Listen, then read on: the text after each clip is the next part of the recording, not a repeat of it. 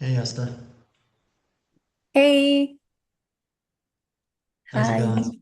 Oh, I see we have a good Great. background. Okay, good. Yeah. Hi, Ahmed. Hello.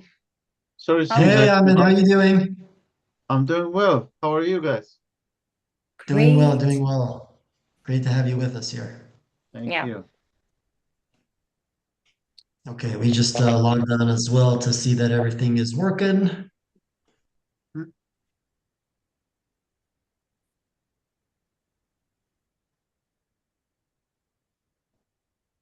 Gila, do you want to change the background to the Enso background we usually use? Or is it fine? It's fine. I mean, if you have something to upload quickly, whatever, Yeah, let me try. no big deal if not, but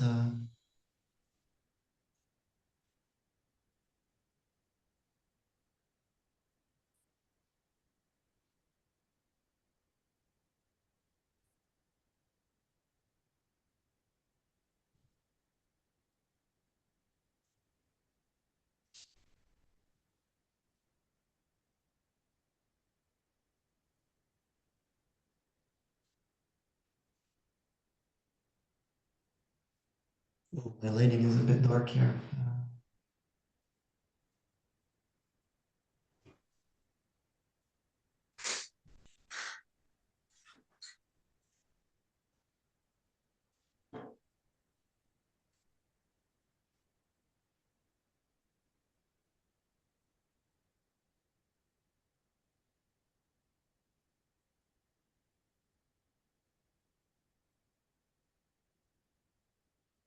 I'm just trying to find that image. Yeah, all good. Do you have that image if you can send me quickly on Slack? Yeah.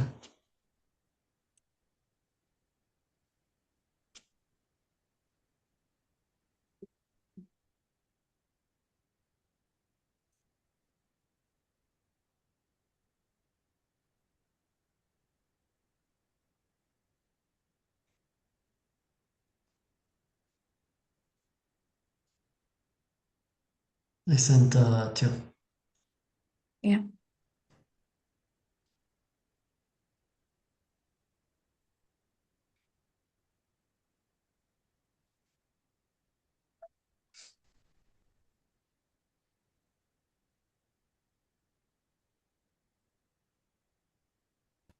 Hey Gilad. Hey, Silvia. Hi. Hi, Hi, Silvia. great to meet you. Hi. Nice to meet you guys. Likewise. I think everyone is busy opening tabs and Yeah, everyone's Yeah. opening their things, getting ready. toilet run. Yeah, Yeah, exactly. I just had one. Gotta get ready, gotta prepare.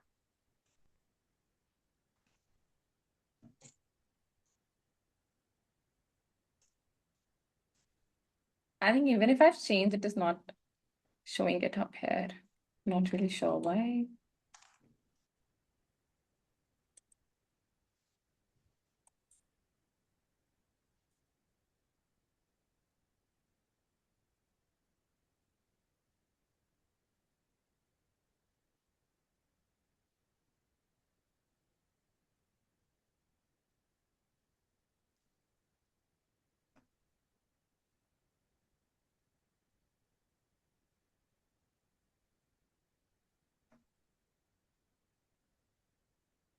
I've changed it, but I don't know why is it not showing it up here. Yeah, give it a try. If it doesn't work, doesn't work.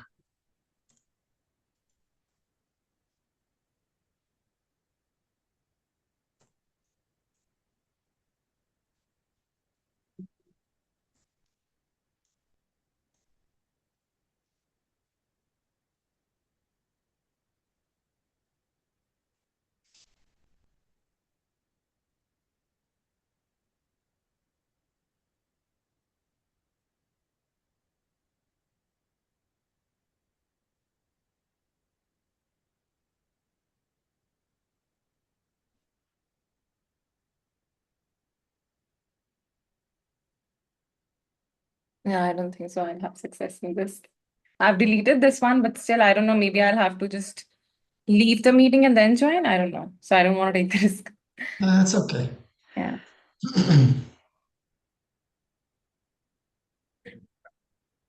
Do you want me to share the screen just to test it out? Yeah, go ahead. Let's see that it's all set up.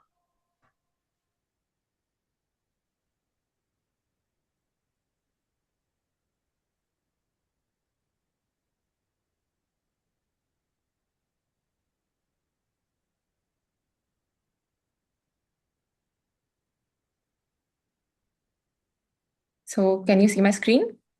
Yeah, looks good. Perfect. Okay.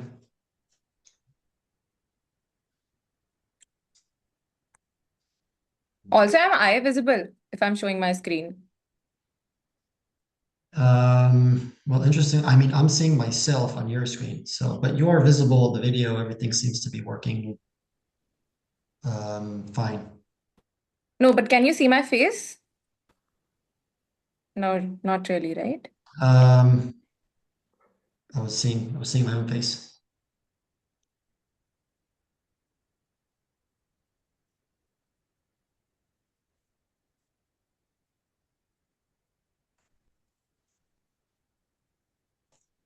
Yeah, I think then when I have to speak, I'll have to stop sharing then.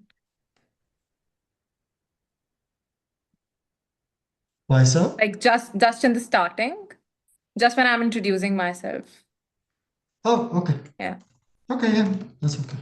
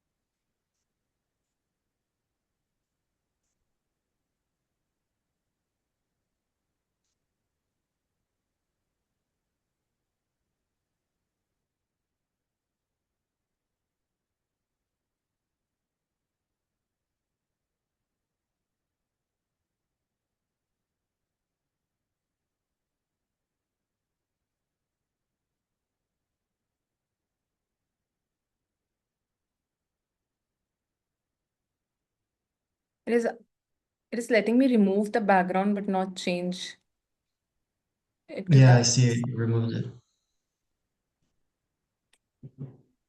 Is it okay if I keep this? Because Yeah, that that's one is fine. just going inside my hair. No, Looks it's perfectly weird. fine. My office is a mess, so I'm gonna leave this because it's Okay. not. I can't show the entire mess behind me right now.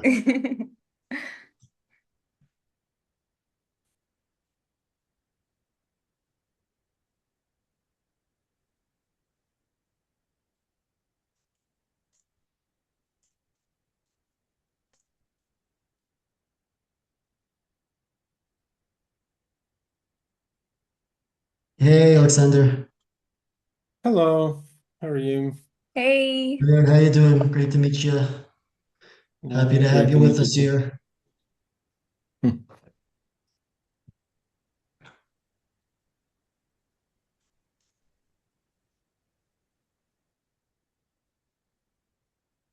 Okay. Did you ask something? Because hello, No, my no, network.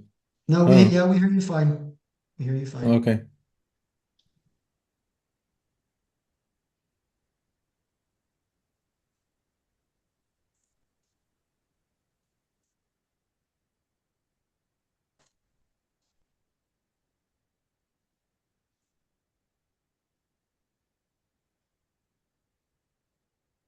Oh, Silvia, you're also here.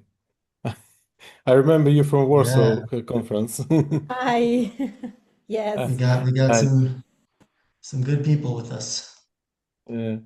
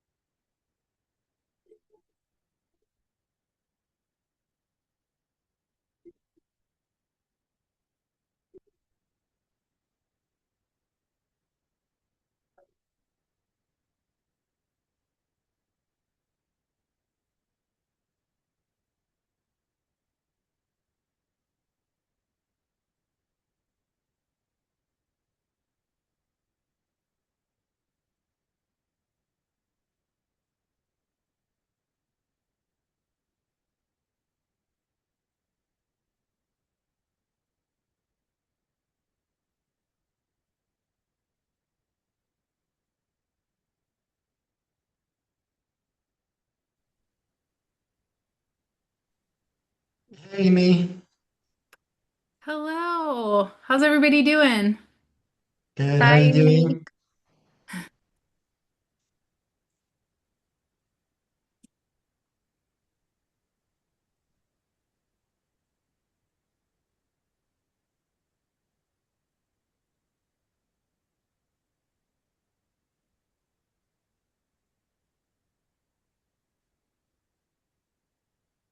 So are we all ready to start on time today?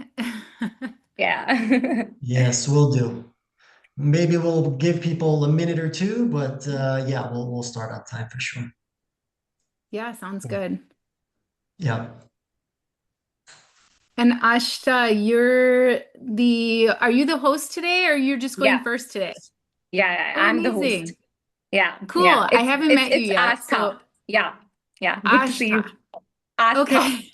It's difficult to Aashta. pronounce, but Okay. it's fine. You'll get there. Thank you for correcting me because I do like to try and pronounce people's names correctly. So thank you. No, it's all good. It's all good. I know it's a Good, difficult one, so good, it's all good. good luck with my surname. Oh my gosh. Should I Guys, Vendraminetto. try? Amy, it seems like everyone besides you here has a name that probably gets mispronounced quite often. No, actually, Weiss is Weiss, like okay. everybody says it. Everybody. They say Wes, they say Weiss, Weiss. It's because Weiss, yeah. it's not a common Right, name. it's So I always get right. introduced as Wes or Weiss or whatever. And you would think my maiden name is Handgartner. Uh, You would Amy is think fine. that, yes, Amy you is would think fine. that it would be so much A easier. little easier. Exactly. It's not. Yeah, I think it's like the simpler, like people tend to complicate it, right? And I'm like, Yeah, well, same. it Exactly. rhymes with bees and trees, and you learn that in first grade, so let's go back. Yeah. People will get everything wrong. It's just the way it is. Yeah, Yeah. exactly. Sylvia, can I try your last name? Let's Of see. course. Okay, so let's see. Is it Vendraminetto? Oh, well done. There we Yes, Is that go. right? yes. Okay. Vendraminetto. We have the dr, like the Italian. Oh, I love Okay. Vendraminetto. Oh, I There we love go. it. What is it? What is your It used to be one of the Venetian king, Vendramin. And then I'm Nice. the black So sheep of the family. Etto is like he was the pirate of the family that was put in exile. So we love our black sheep. hey I Dan. love it. That's such an interesting like background and story, you know? Yeah, I love that too. It's crazy. Hey Dan. Hey Dan, Hey, how's it what's going, going on? How man? are we doing? Hello. Hey. Doing well, doing well. Okay, guys, we're on point, but we're gonna maybe give another minute or two for people to jump in. But we'll get started. I think let's wait for 5 more minutes. Yeah, we'll do a few more minutes just to let people Yeah. come in. I see people coming in.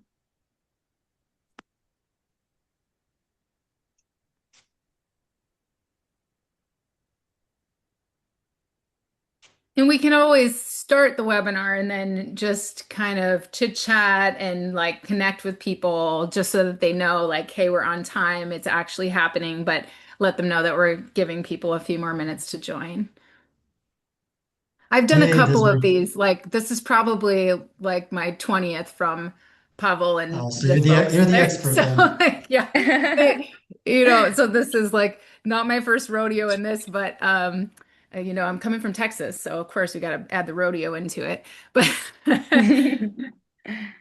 Where in Texas are you at? I'm in New Braunfels, which is like halfway between Austin and San Antonio. Okay, yeah, I'm in Austin. Oh, amazing. Two Cool. Texans. Yeah, I'll be up there next month for it's like the end of July already. Yeah, I'll be up there in August for Kevin King's Market Masters event at the Gatsby Mansion. So I'm looking Oh, forward to that. It's one of my favorite events in the space. That's cool. love that. Hey, Mike. Howdy, howdy. Hi, Mike. Good to have you. Good to be here.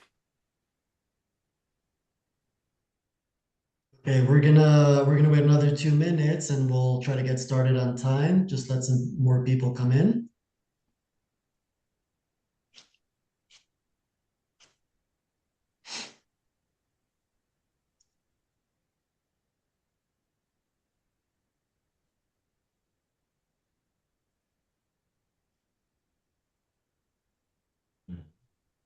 And Ahmed, I don't know if you know, but your background is reversed. Really? So yeah, so it's like your brand name is and it used to be on Zoom that you had to create backgrounds like that because it would be there it is. Perfect. There Now we we can Yeah. see it. Well, because I use it in MS Teams and it's reversed again. So Yeah. these Yeah, poor Zoom business used to do that too, and it would drive me nuts because whenever I would try to create custom backgrounds, it was like, wait, how do you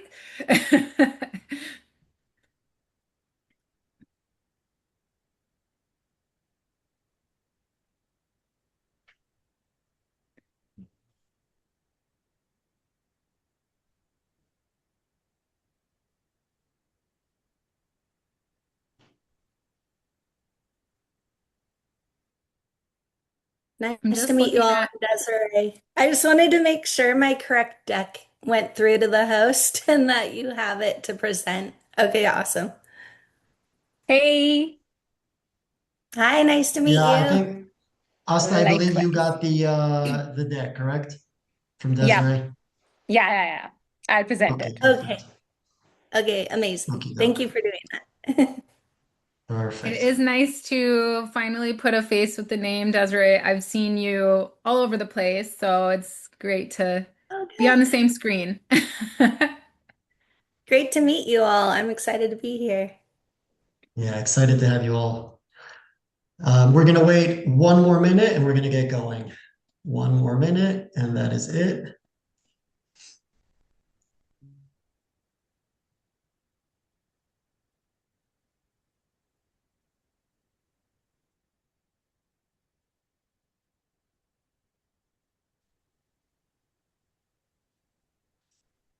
I hope you all can see my screen. Yes, we can. Yes. I don't know if you want it to be like full screen on the slide though. Is it not? Looks good on my end. Oh, okay. We can just see the header, but it's okay. Because Like it's I full think screen from my side. Yeah, can see okay. the top, but it's fine. Okay, everyone. So we waited a few more minutes. I see some more coming in, but we're gonna get started. So I really want to say welcome to everyone and thank you to everyone for joining us. 2 seconds about myself and about EnsoBrands. The rest of the panelists will introduce themselves as well. I'm Gilad Warder. I'm the co-founder and CEO of EnsoBrands. We're a full-service Amazon agency. And we've been operating and building brands since the nice golden era of Amazon, all those many years ago, about 13 or 14 years now. During our journey, we also acquired brands and exited brands. And today, again, we're in the full service management space. We have about 250 million under management during those years. And that is about us. We have a great lineup here, some really great people. People I also know personally, but also individuals I never met, but I know a lot about. So we have some great speakers covering ads, creators, TikTok, lots more. So thank you very much, everyone, for showing up and giving from your time. We're going to start first up with creative mistakes costing you sales with Aashta, our senior creative strategist here at EnsoBrands. So thanks everyone once again. And Aashta, we are over to you.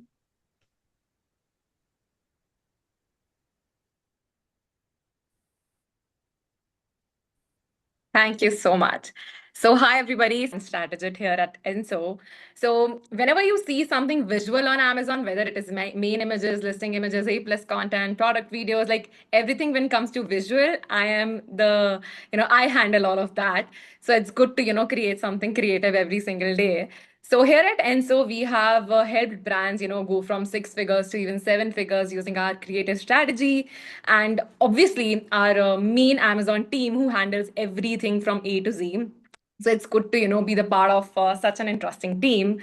So today because I don't want to bore you by introducing much more because we have a very less amount of time. Like each of us have just 10 minutes to, present ourselves. So let's just quickly dive into the main topic for today, that is the creative mistakes. These are few of the mistakes that we usually see on Amazon. So I'm going to discuss 7 major mistakes that we usually see. So I'm going to go one by one and explain them all in detail, like in whatever 10 minutes I can explain. So before I start, I really want to say one thing out loud. The longer your listing holds attention, the more it converts and the more the Amazon algorithm rewards it with visibility. So you need to make sure like whatever creatives you create for your brand, they need, the people needs to engage with them. And what by engagement, I don't mean just just looking at your creative and just scrolling. It means you need to use different kind of modules and different kinds of facilities or features that Amazon itself provides to you. And most of the brands don't usually do that. So I'm just gonna talking about the consumer psychology. So honestly, it is never about beautiful images, especially when it comes to AI. Everybody and anybody can generate beautiful images nowadays. But pretty images with no data or no backed up thing is just a piece of decoration. That's what my belief is. And if you are creating something, it needs to have something specific that can, convey to your audience or to your customer basically. So you need to make sure these things in mind. So let's just quickly start by talking about the first major mistake. It's usually picking one main image and never testing it again. So whenever we onboard a new brand at Enso, because we obviously talk to them and how they are currently doing and all of that stuff, and what we usually see is they always use their product photo on a white background, obviously white background, but that's it. They are not doing something creative. So again, if you want to separate yourself from your competitors, if you want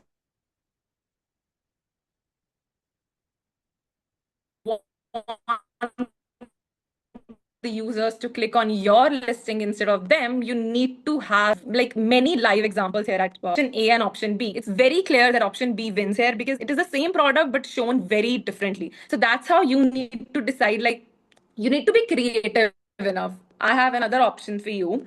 So if you see the left and the right one, these both are ice cream scoopers. Option A, obviously, they also say in like show the ice creams, but the way they have presented in option number B, it's far more better because both are electronic products, but they have used that red gradient and all of that stuff, which makes it more enticing, and a user is bound to click on the second option instead of the first one.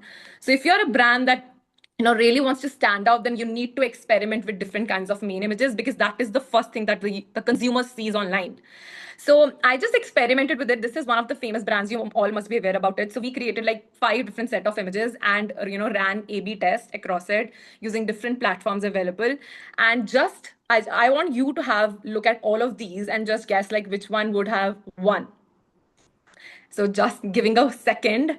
So let's just quickly show you the result. So option number C, like 31% voted God. The reason is because it doesn't only show the product, it also shows the ingredients. So people really, vibe better when they say like what is inside that product, how that product is being made. So you need to make sure like if you see the D option, again, it is slightly more creative. They have shown the product in an open form showing the gummies inside. So again, it has got 28%, which is not bad. So you should always try and, create different kinds of main images, not sticking to one. Maybe after every month or so, you need to test different main images. That's how you convert different kinds of customers. So second biggest mistakes is images that don't really talk. And with AI, everybody is generating a lot of AI stock images with just one click. Again, nothing specific, not communicating enough about your brand.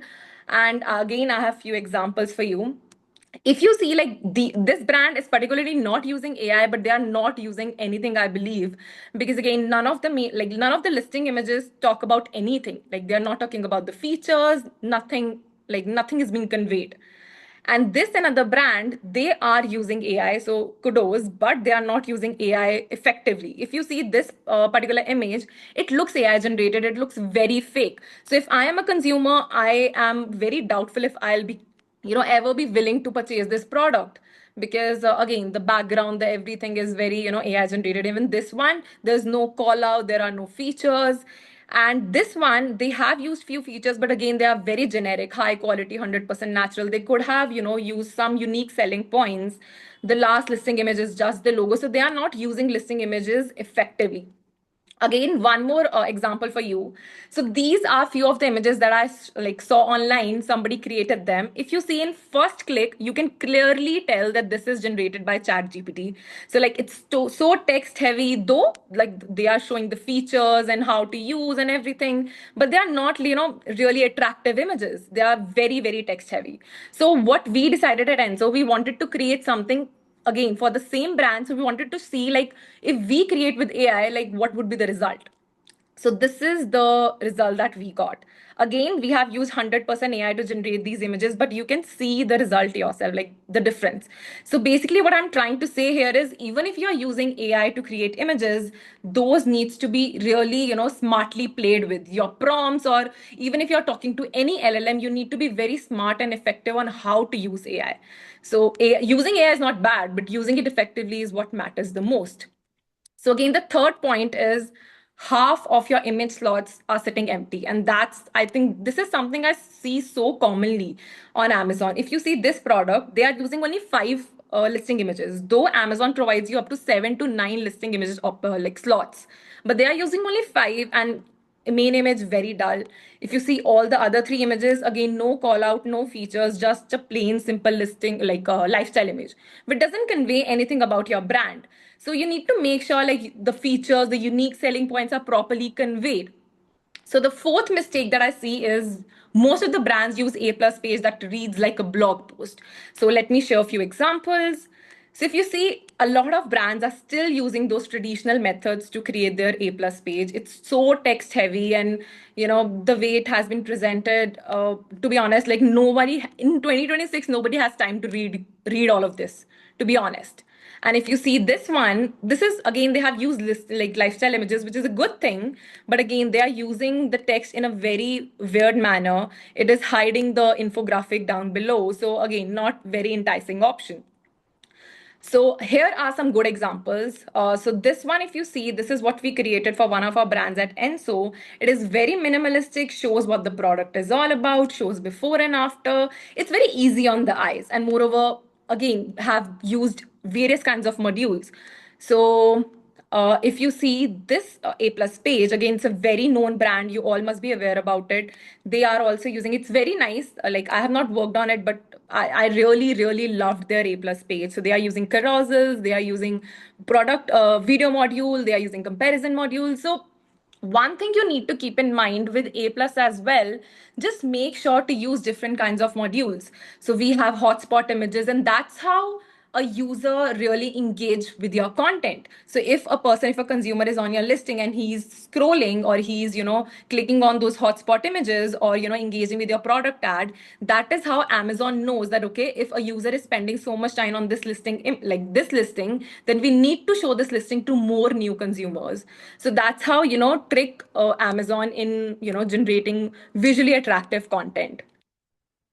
So next, the biggest mistake that we see is generic copy paste selling points that I have already discussed. So most of the brands use, durable, high quality, eco-friendly, which is very basic, and everybody uses that.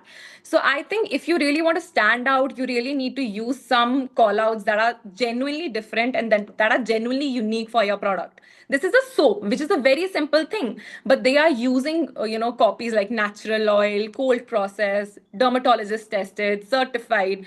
So it automatically, gives a vibe to the user that, okay, I can buy this product and it will be, it will not be harmful, or it will be very like soothing for my body because it's certified. So you need to use some kinds of, unique selling points whenever you are designing the creatives.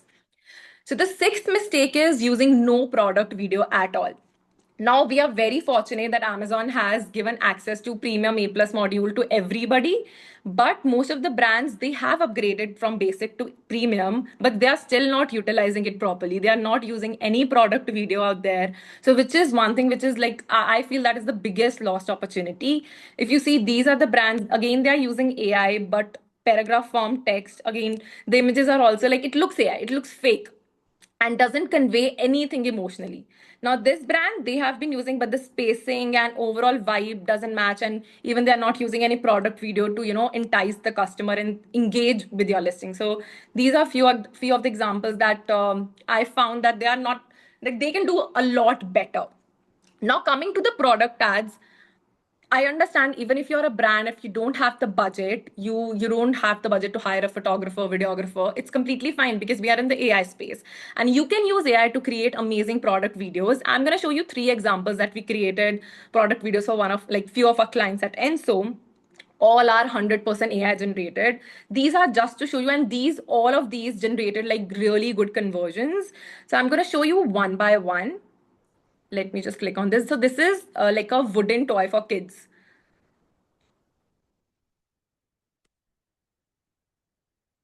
Watch what happens when screen time turns into build time. With the Craftic Woodworking Building Kit, kids can build their very own racing car, tractor, and bulldozer using real wood, real screws, and real tools. Then paint them, play with them, and bring their creations to life. Inside every box are paints, brushes, and everything little builders need to create together. From building and painting to proudly showing off their handmade toys. Build it, paint it, play with it. Craftic. So if you see, this video was entirely created using AI. So you can like, again, if you're a small brand, doesn't have the budget, you can always, opt for AI product videos. So this is the second example. This is an almond butter. This is also one of our clients that we created the video for, and it really got converted well.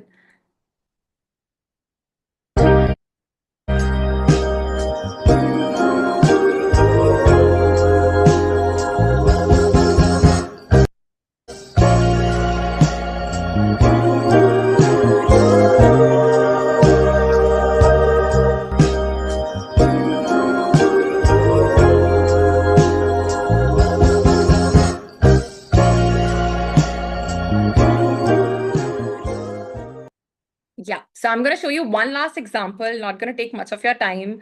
So this one is a yoga mat. So this is also we created for one of our clients.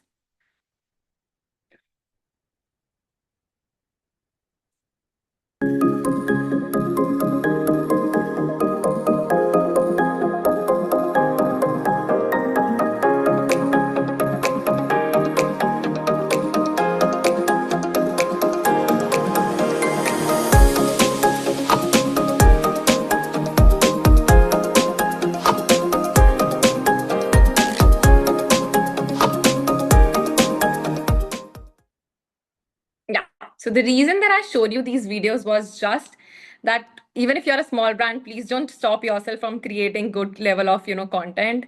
Just keep on creating different kinds of videos, use AI effectively.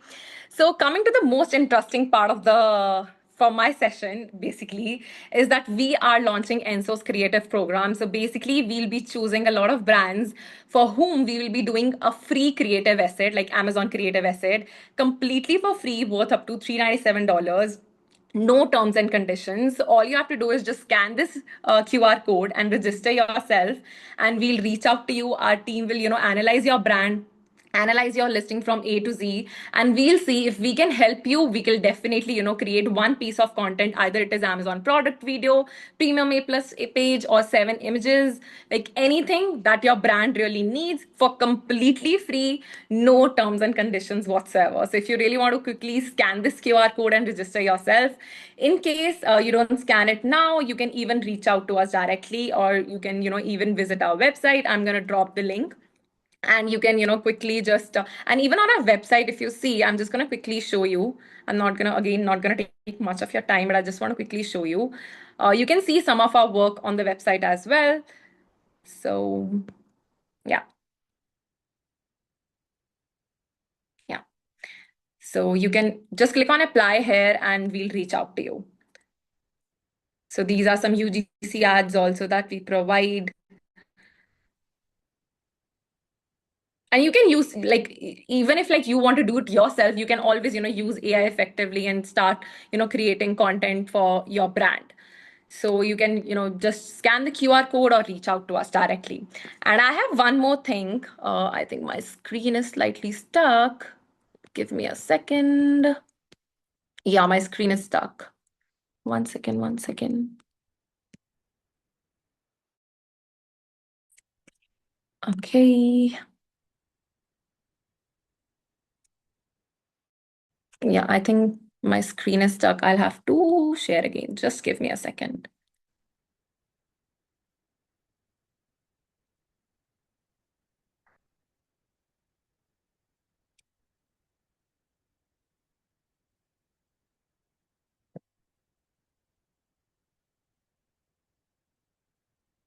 Yeah.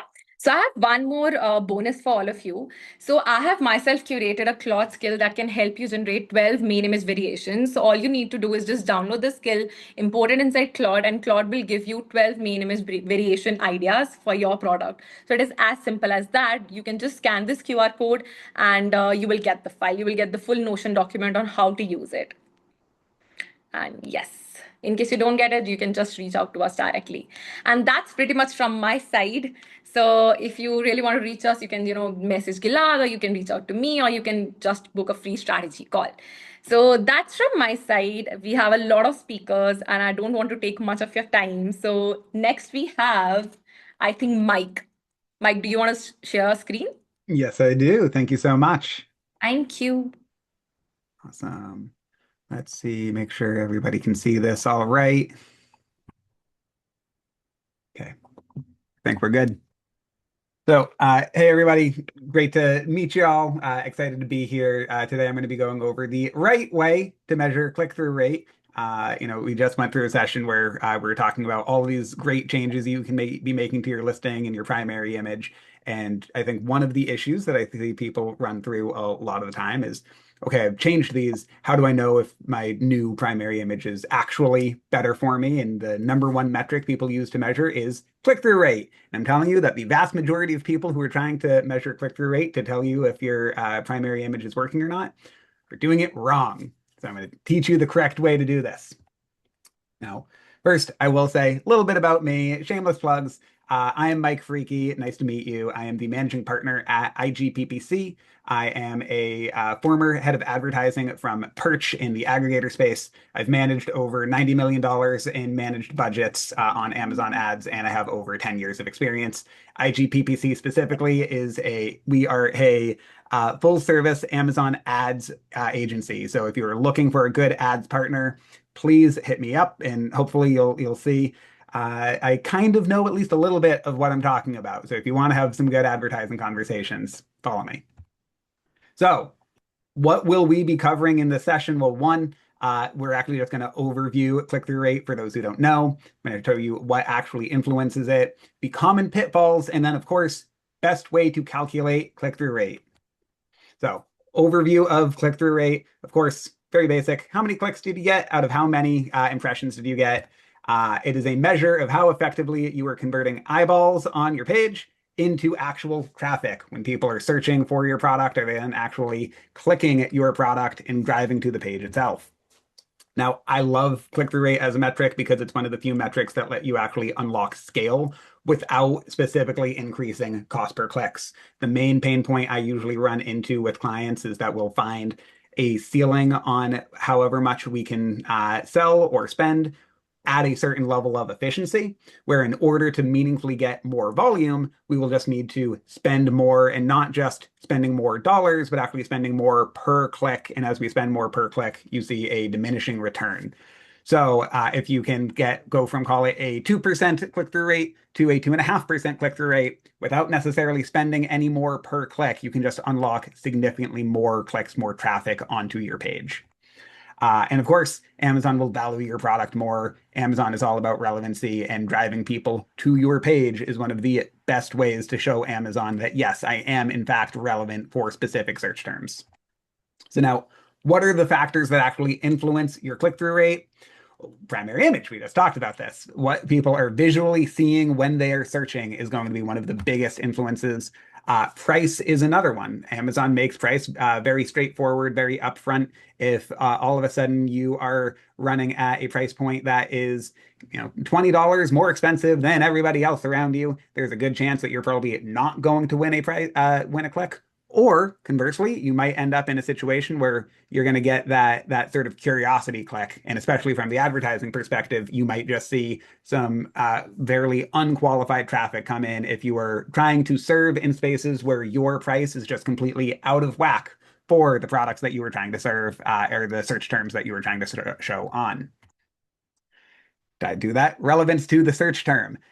Every day I'm having conversations with clients where we might talk about what are the different search terms that we're not serving on that we should be serving on. And the longer you're working on one specific product, the more likely you will eventually get to the very outside of the box terms that realistically you're never going to have great performance on. A fun example for me is I have a client who also sells yoga mats, where they came to me and said, well, could we try to position our yoga mat as a dog bed? Technically, sure, we can, but I don't think Amazon's going to think we're very relevant for dog bed type searches. Now, relevance to your audience is another thing that will factor into here. Something like, is somebody who is actually searching the person? Are they in market? Are they actually trying to shop? And there are personas within those audiences as well. There are people who are right now ready to buy. And if they are very much at that stage, and a lot of times that might also go into the search term, how are they searching will identify who they are.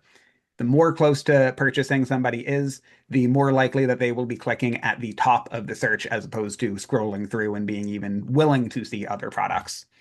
And then, of course, placement is the big one. And placement is my thesis for why you are all calculating click-through rate wrong when you were running these tests. So what, again, is this common pitfall? You are trying to analyze your account or product level click-through rate without actually adjusting for placement. Now, I'm going to show you guys some data. This is just an average account for me that I've been working on. And you can see click-through rate at the top of search on Amazon, 7%. Click-through rate on detail pages on Amazon, 0.38%. But now take a look at the impressions here. We're talking about 2 million impressions at top of search, 24 million impressions on detail pages. And yes, we can see off Amazon click-through rate for this specific account, actually not bad. Other on Amazon or rest of search, again, much better than detail pages, but dramatically worse than what you're seeing on top of search. In this data, while it is specific to one account, is indicative of the trends for every single seller on Amazon. This is a truth of Amazon. People do not click on impressions from detail pages. People religiously click at the top of search. And so this is what you are doing wrong if you are not already trying to account for this. Because if you end up changing your primary image, you can see a massive change in click-through rate. But you can also see that same massive change in click-through rate if you did nothing. And all that really changed is I went from 25% of our traffic coming from top of search, and then we went to 28%. And 2% may not sound like a big enough change, but when you're talking about moving from detail pages to top of search, that might have a 25x difference in click-through rate. Those 2-point movements make a massive difference for you. So what do I suggest you do? Well, here's the best way to calculate click-through rate. One, you're going to narrow your scope down to a specific campaign or specific campaigns, but you're doing this one at a time. You want to make sure that what you're evaluating is for a specific product. Ideally, I set up all of my campaigns by default for individual parent pages. Then in each campaign, you're going to evaluate only your top of search click-through rate, and you want to be comparing that period over period. So you identify, hey, 2 weeks ago, we made this primary image change. I'm going to pull our click-through rates for top of search over the last 2 weeks. I'm going to compare that to the previous 2-week period. And you're going to repeat this process per campaign. Ideally, when you're doing this, you're checking out 3, 4, 5 different campaigns per product. That way you can see what is the directional change in your click-through rates per campaign. If you end up doing this and you see one campaign saw a relative speaking 25% increase in click-through rate, and one of them stayed flat and one of them went down, your probably not going to want to evaluate that as a meaningful difference in your primary image. I would say that that was an underperforming test. If all three are showing a 25% increase in click-through rate, now I am saying that this is a meaningful test. And this is a way that you can also add cohorting. We talked about relevancy to your search terms. This is allowing you to adjust for different groupings of search terms. So that's what I got. I try to keep things very low fluff, very actionable for you guys. Now, if you do want to learn more about how you are fitting within your market, if you are a seller or a brand that is spending on Amazon at least $10,000 a month, I would love if you reached out. We do free audits at IGPPC. The email is igppc.com. If you want to go straight to our contact page, just add a /contact at the end, or scan the QR code here. I'm going to leave this up for about 15 more seconds. But that's what I got for you guys. Short, sweet, to the point. Thank you so much, Mike. It was really insightful. Next, we have Amy. All right. Yes. Thank you so much. I really enjoyed the first two presentations. Aashta, I loved what you said about people using AI and just like for the entire generation. And they're not actually calling out unique selling points. They're just calling out generic things. And that breaks it every single time. And Mike, I loved what you said about click-through rate and the difference between top of search and everywhere else, because, you know, consumers, when they search for something, they are naturally going to click on something that's top of search. So I think it's so awesome. I'm going to sort of build on something that both of you said, which was main image, main image, main image. Yeah. And I think it's so important that our main image is good. And I have been copywriting, I've been working Amazon algorithms for years, I've been in e-commerce for almost 20 years. I'm really geeky about this stuff. I've personally copywritten, and done creatives on hundreds of listings.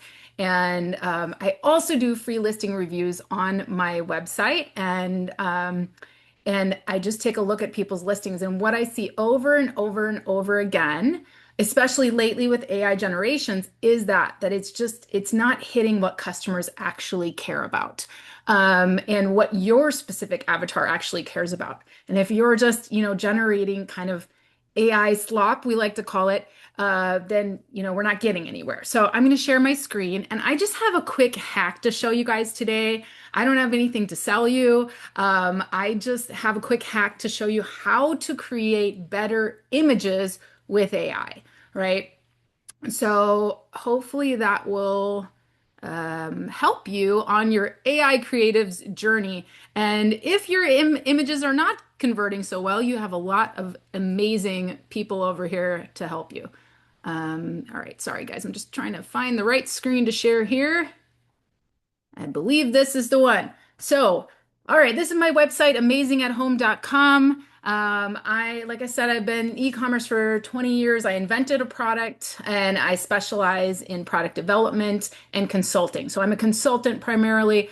I don't do any kind of account management or anything like that, but we also do listing optimization and that sort of thing. So if you guys would like me to take a look at your listing for free, you can come here underneath the services link on my website and just click on free product listing review. If you have a business question and you want to know, hey, what's going on, right here on my homepage, you can just fill out this. It goes directly to me, and I'll get back to you directly with my answer, no strings attached. So let's get into it. What do you guys think about this main image? I know on this webinar, you cannot respond, but this main image, this is actually, a pretty good selling. They're selling pretty well, this lip balm, but not compared to others.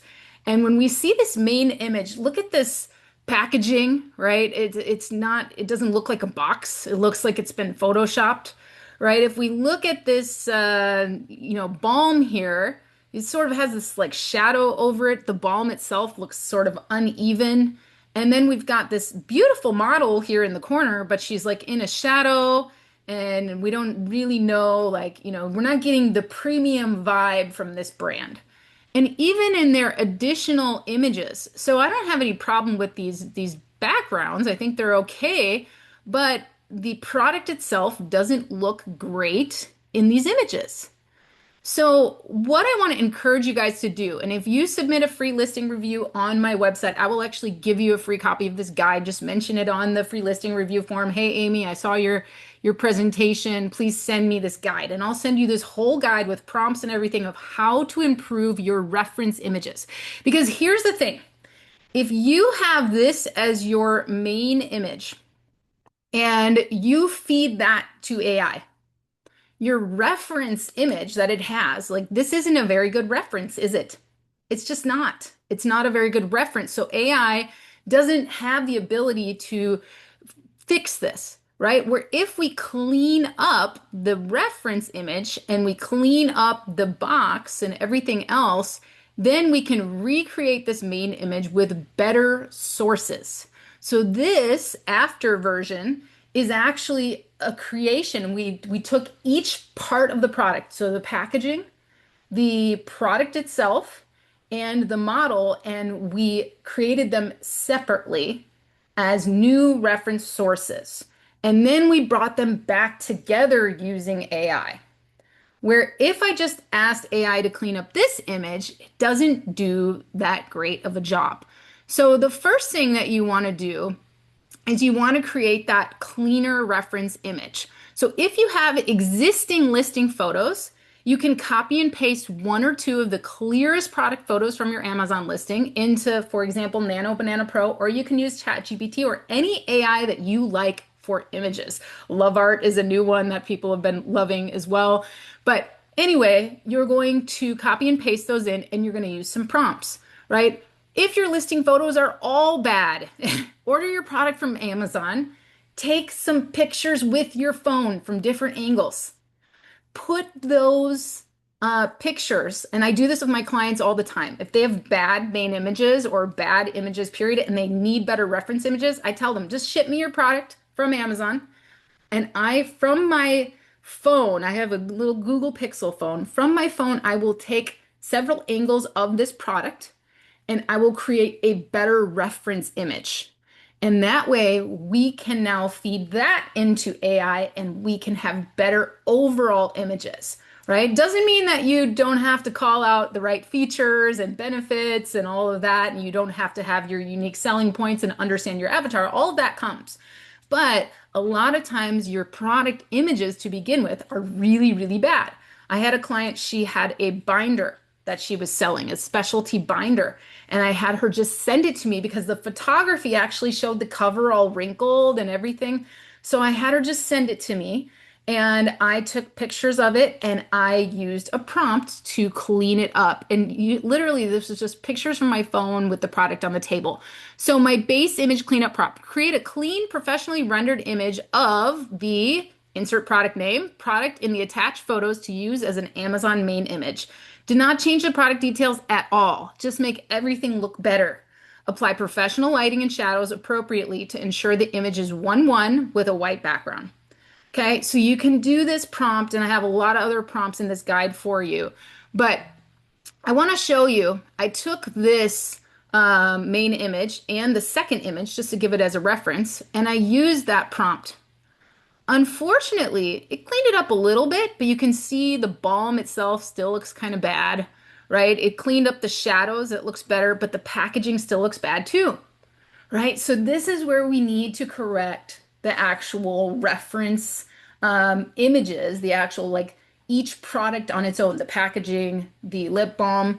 So then what I did is I took that second image that's on the listing, copied and pasted it in here. I got rid of the main image and I was like, I just need a better version of this. So I said, create a clean, professionally rendered image of the soft basil lip balm product in the attached photo to use as an Amazon main image. Do not change the product details at all. Just make everything look better. Remove the packaging, bottle, vanilla flowers, blah, blah, blah, right? And it cleaned it up a bit.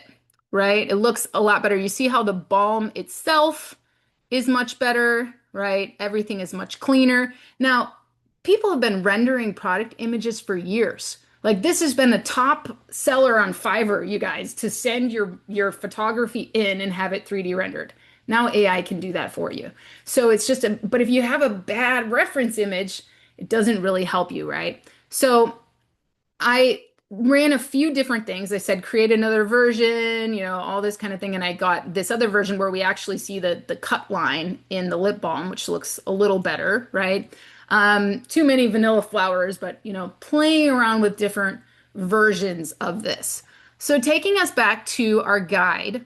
So we've got, this is the before and this is the after, right? And then you can also isolate the product, use a side angle, an open or unfolded product with accessories. There's all sorts of things that you can do. So I'm not going to read through all those prompts right now. I'm just giving you guys the basic idea here because I know a lot of people struggle with this. The other thing that I love to do, instead of using somebody else's prompts, your situation is usually unique. Your product is unique. Why not let AI give you the prompts for AI? So I use something called the two conversation method. So what I do is I open up a new chat, two new chats, one in, let's say, Gemini, and then a second one in Gemini to create an image. So one is just the conversation for prompts, and two is just for image creation. That's where I feed those prompts that I just asked it for. Okay? So you open your fresh conversation, you upload your clean reference image and any other visual references you want to use and tell the AI what you want, but ask it not to generate the image yet. So in conversation one, I need help with image prompts. I want to describe the image. Here are my reference images. Can you make suggestions and then write me a prompt to achieve this? Do not create the image yet.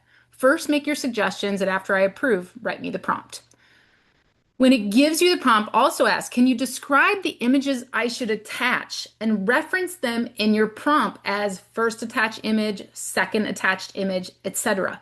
Because when you're creating great images with AI, you want to have, as I mentioned, those great reference images. So if I have bad reference images, I'll first create better reference images, right? So I'll create a really great reference image, then I'll use the two conversation rule. So I have one conversation that gives me prompts, and I have another conversation that is only to paste in those reference images and the prompt, right? So that I can actually get the results that I'm looking for.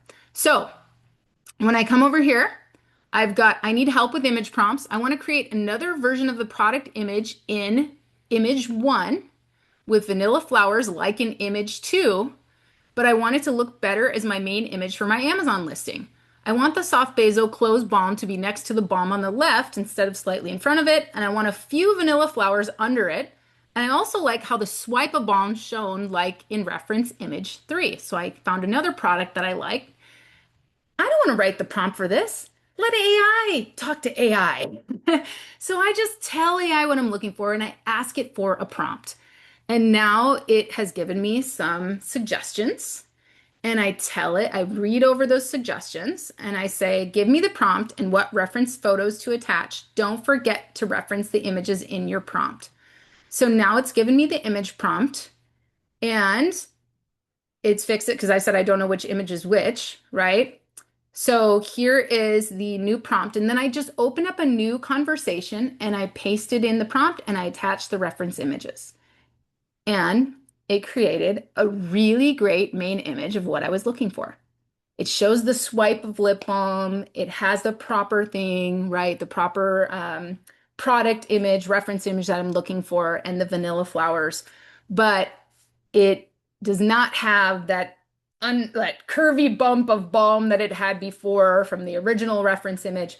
So I hope this gives you an idea. Now, let's say I wanted to edit this further.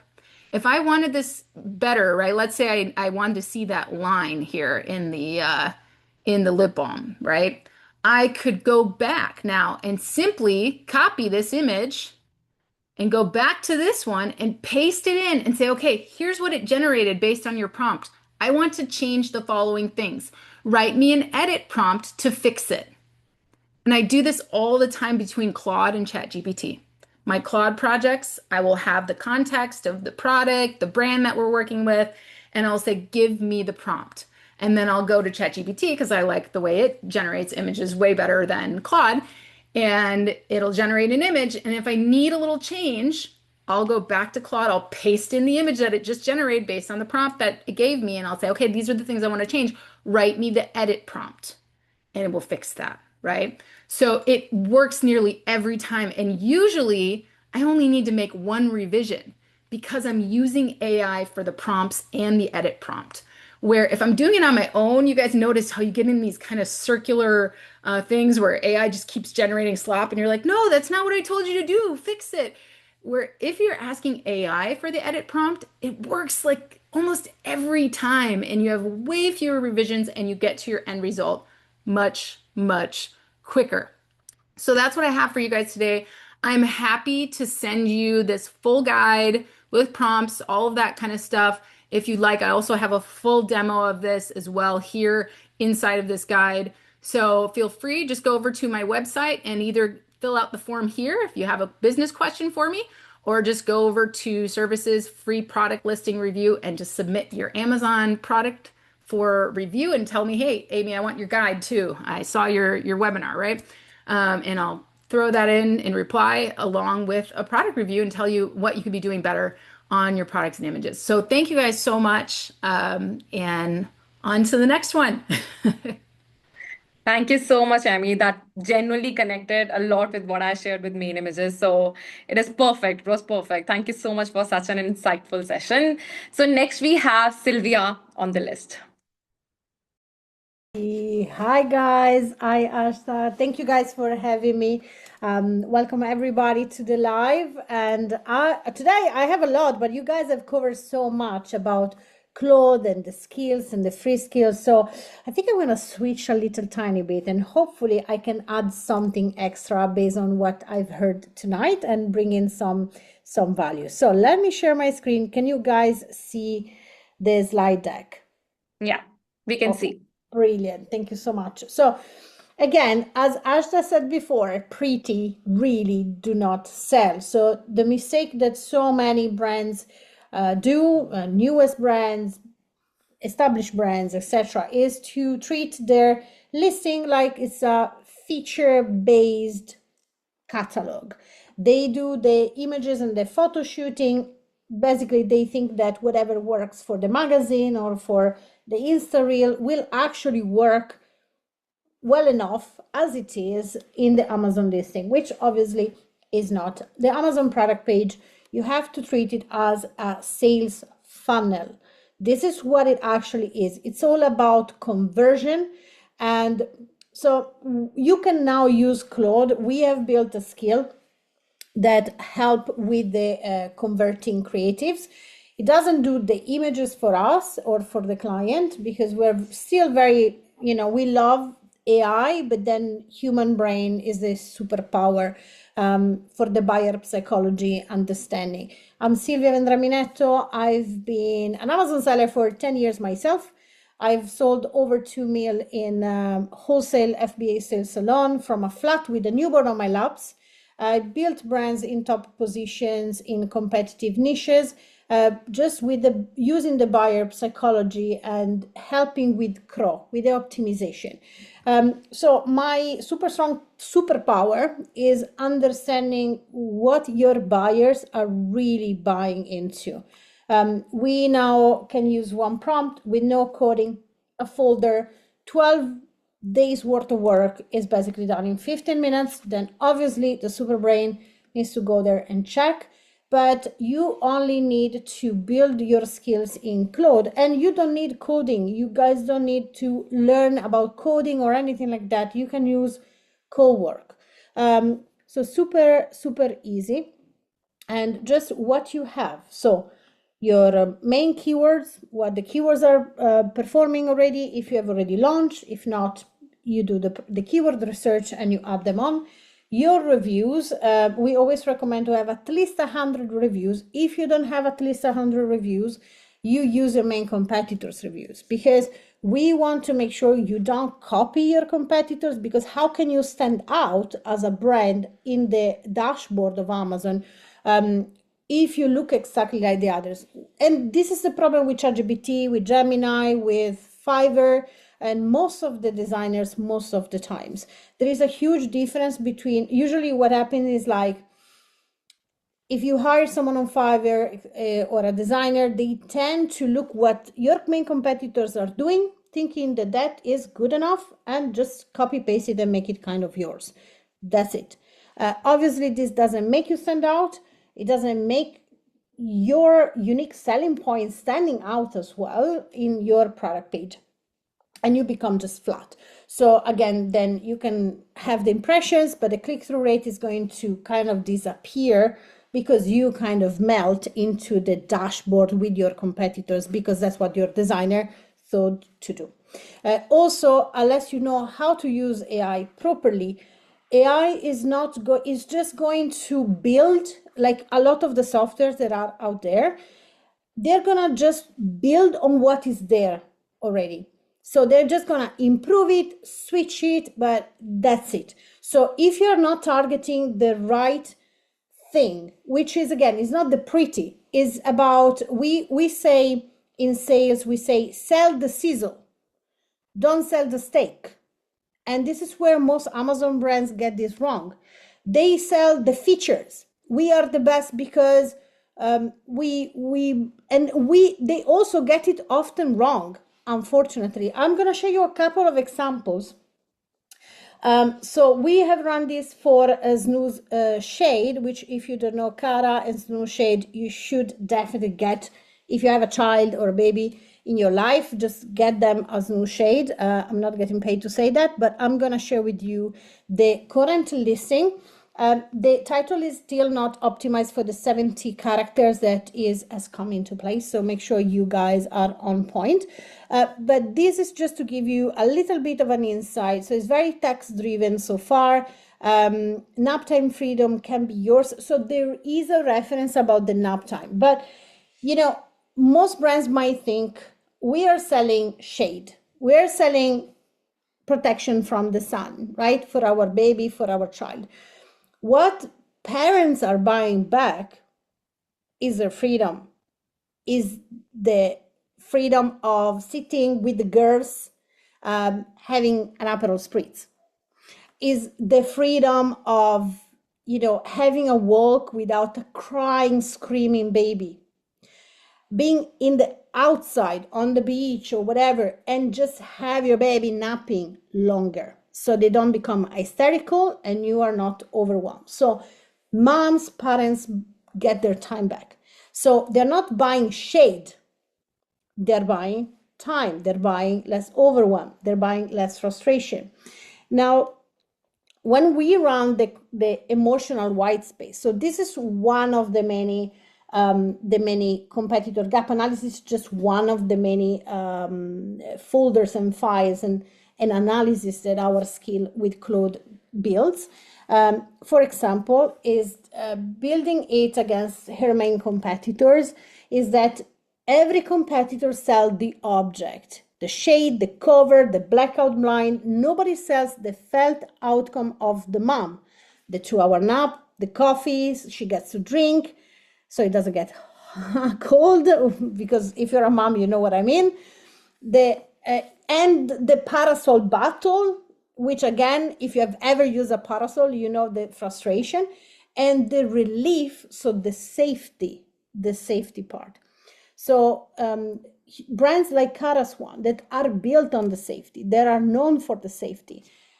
That's what she has focused most of her content so far, which is the safety, the features, the getting the worried mom, the worried first mom, is my baby is going to overheat in that black thing. But aside from the safety, the emotional space is not strong enough, which means she can make so much more money, and she's literally number one in the UK.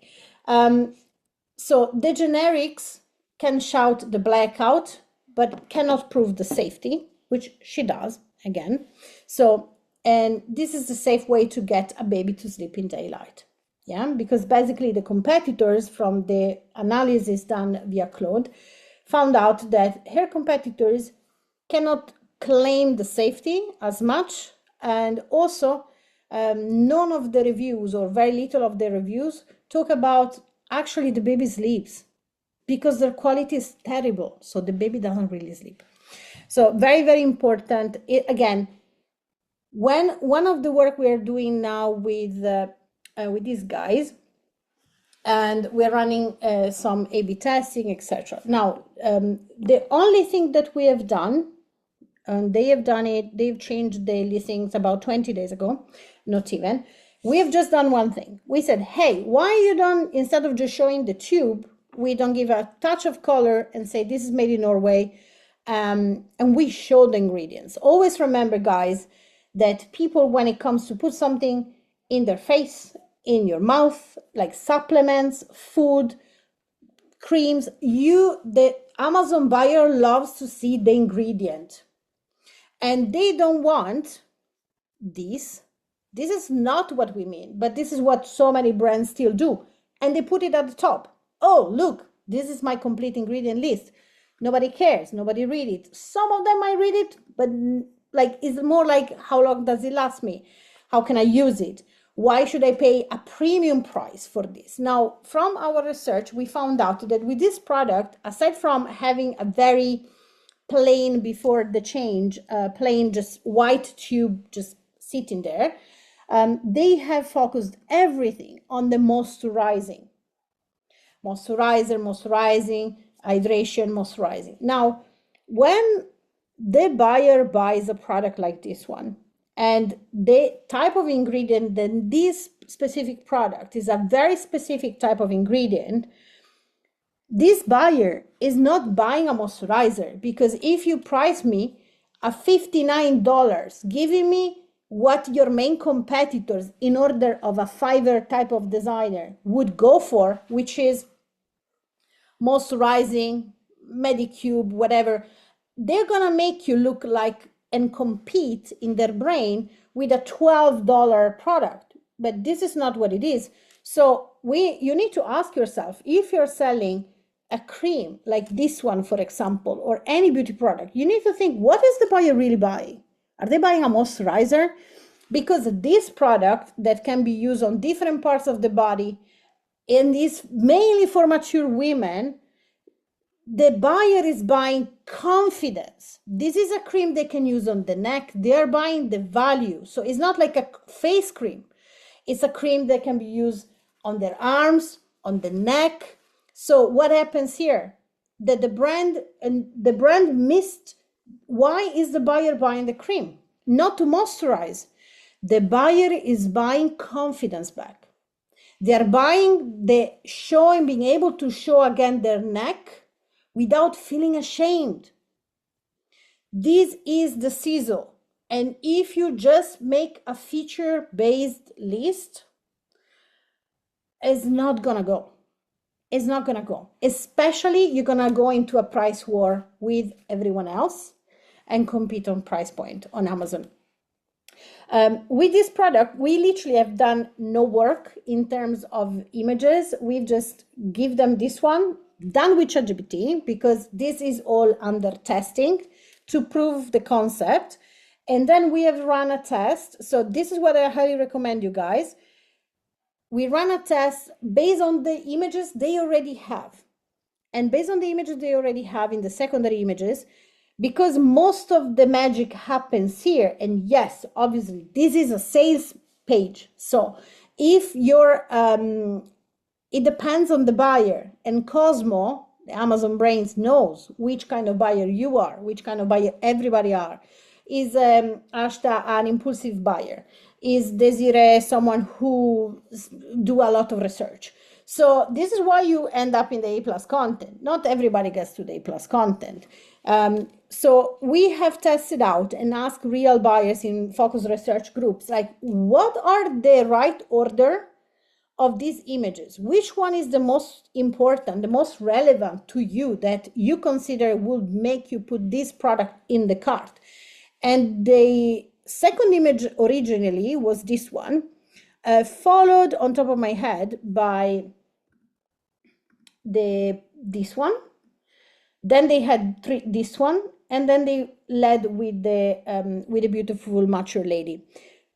Also, they have removed the other one because they have a very much older lady, which is not their avatar buyer. So in the first part of the research, we found out what is the real avatar buyer. So this is mainly the age, right? So there was a way older looking lady, and that was not it. So we asked the real buyers, the real avatars, the real age of this product to tell us which one was more important. So they kept this one as second. So instead of putting it, in first position.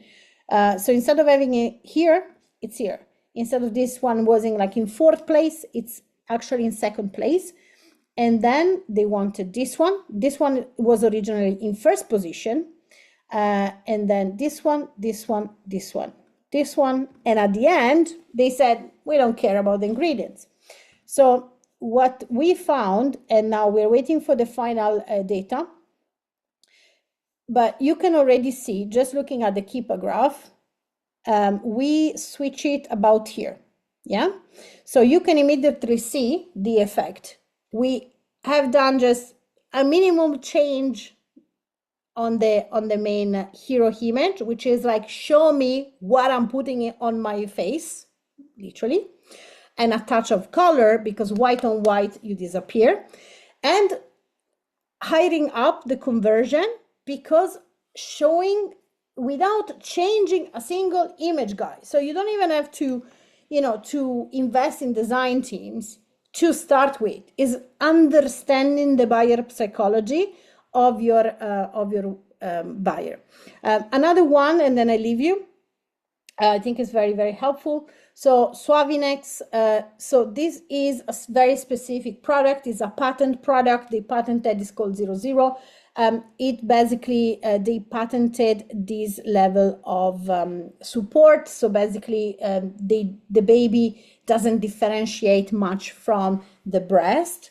Now, what we found is that when you look at it, there is so much text, so much, nobody reads. What do you understand? If you're a new parent, if you're a new mom, you're not sleeping, what do you understand?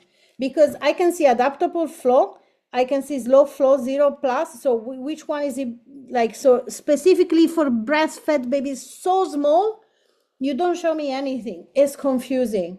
You lost me. I don't even understand why I should spend more money on your product than on another one, because you already lost me. This, should just tell me breastfed baby, this one. That's it. Make it easy. Again, beautiful family photo shooting, a bunch of text that nobody reads, like this. And then what we told them, and we're trying to tell them, is this one. So for example, easy clean, dishwasher safe. Show me the happy mom with the dishwasher. So if you can choose, always remember, Amazon is about show me, don't tell me. Show me, don't tell me. I show you what we have thought, So when someone buys an anti-colic bottle, this is what the buyer wants to see. They are not buying an anti-colic bottle. They're buying their peace back. They are buying a happy baby. They are buying a better, more relaxed breastfeeding or hybrid feeding experience. They are buying some sleep back. They are buying their mental health back. Do you see the difference? Does it make sense? Hit me in the chat, guys. Does this make sense?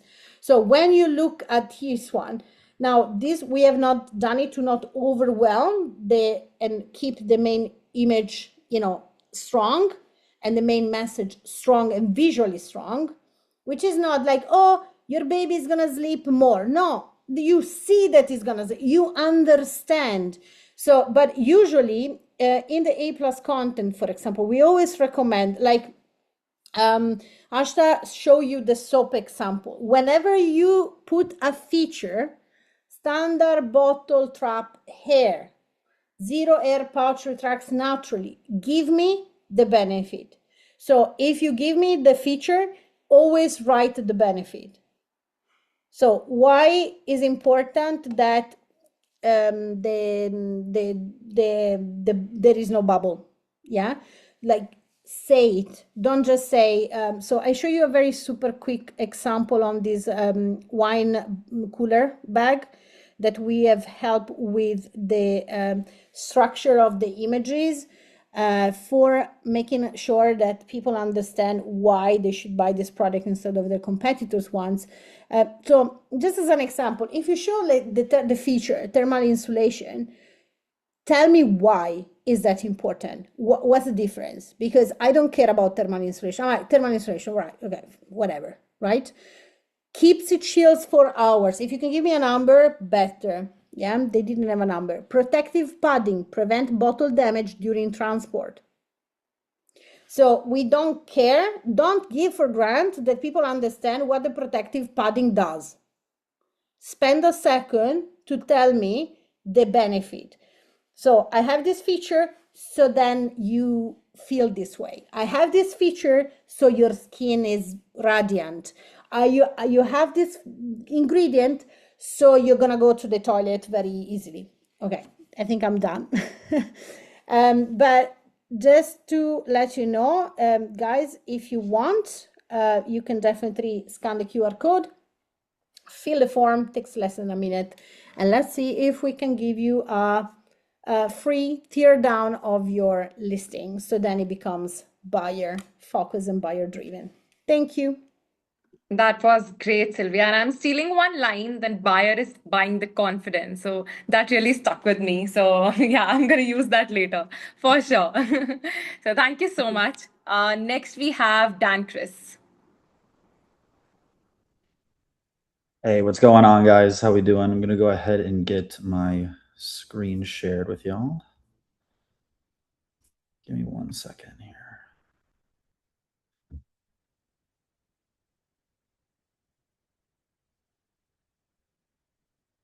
Come on.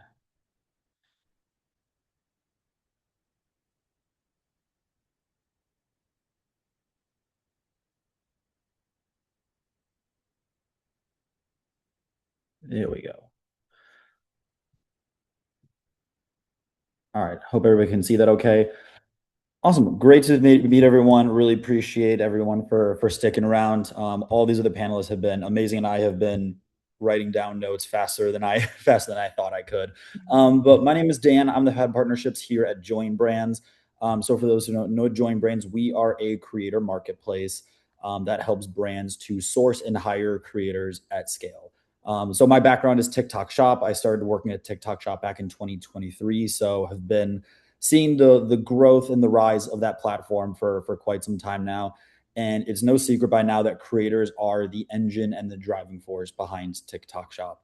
So I'm going to go over a couple of do's and don'ts when working with creators on TikTok Shop. But just kind of wanted to set the tone with going over kind of how our platform works to show you how we work with creators and how brands are utilizing our network. So we have our own network, about 500,000 creators. Majority of those folks do TikTok Shop. And so we operate kind of as a job board. So brands, you'll come onto our platform, launch a campaign, essentially letting our creators know, who you are, what product you want them to promote, and make content about how you want that content to kind of look. And then from there, our creators will come in and they will apply to work with you if they're interested in partnering. From there, you get to go ahead and approve or decline creators, however you would like. And then once you approve a creator, they accept the job. We actually have them buy your product. So rather than sending out a bunch of free samples and kind of crossing your fingers hoping for the best, we have them buy the product up front. And once they get the product, they'll make the content based on a brief given by you. And then once that content is completed and edited and done before anything happens with that video, they will then submit that through our platform first to you for review. because we want to make sure that content that's getting posted is representing your brand in an accurate way. So you get to manually approve content before it goes live. And let's say if the creator makes a video that misses the mark, then you can actually reject that content and send it back to them for revision, and they'll then remake it. So it's not until you actually approve each video, it goes live, and then that's when the creator will get paid out, reimbursed for that video, and then you get full ownership rights to that content. So it's a great platform for brands that are looking to grow their affiliate network, to build up social proof, and to really figure out what's working for their brand on TikTok Shop. So a couple of do's when it comes to working with creators is, number one, communicate with your creators. Communication is key, and creators, at the end of the day, when they're partnering with you, when they're promoting your products, they're part of your brand, they're part of your business, they're part of your strategy, and they want to be treated as such. So good communication is a huge differentiator between what we see as the average and the good and the great brands. I used to make a little bit of content myself, and post a video, and within 10 minutes, brand messages me, "Hey, content looks great. We want to put, we want to run it as an ad."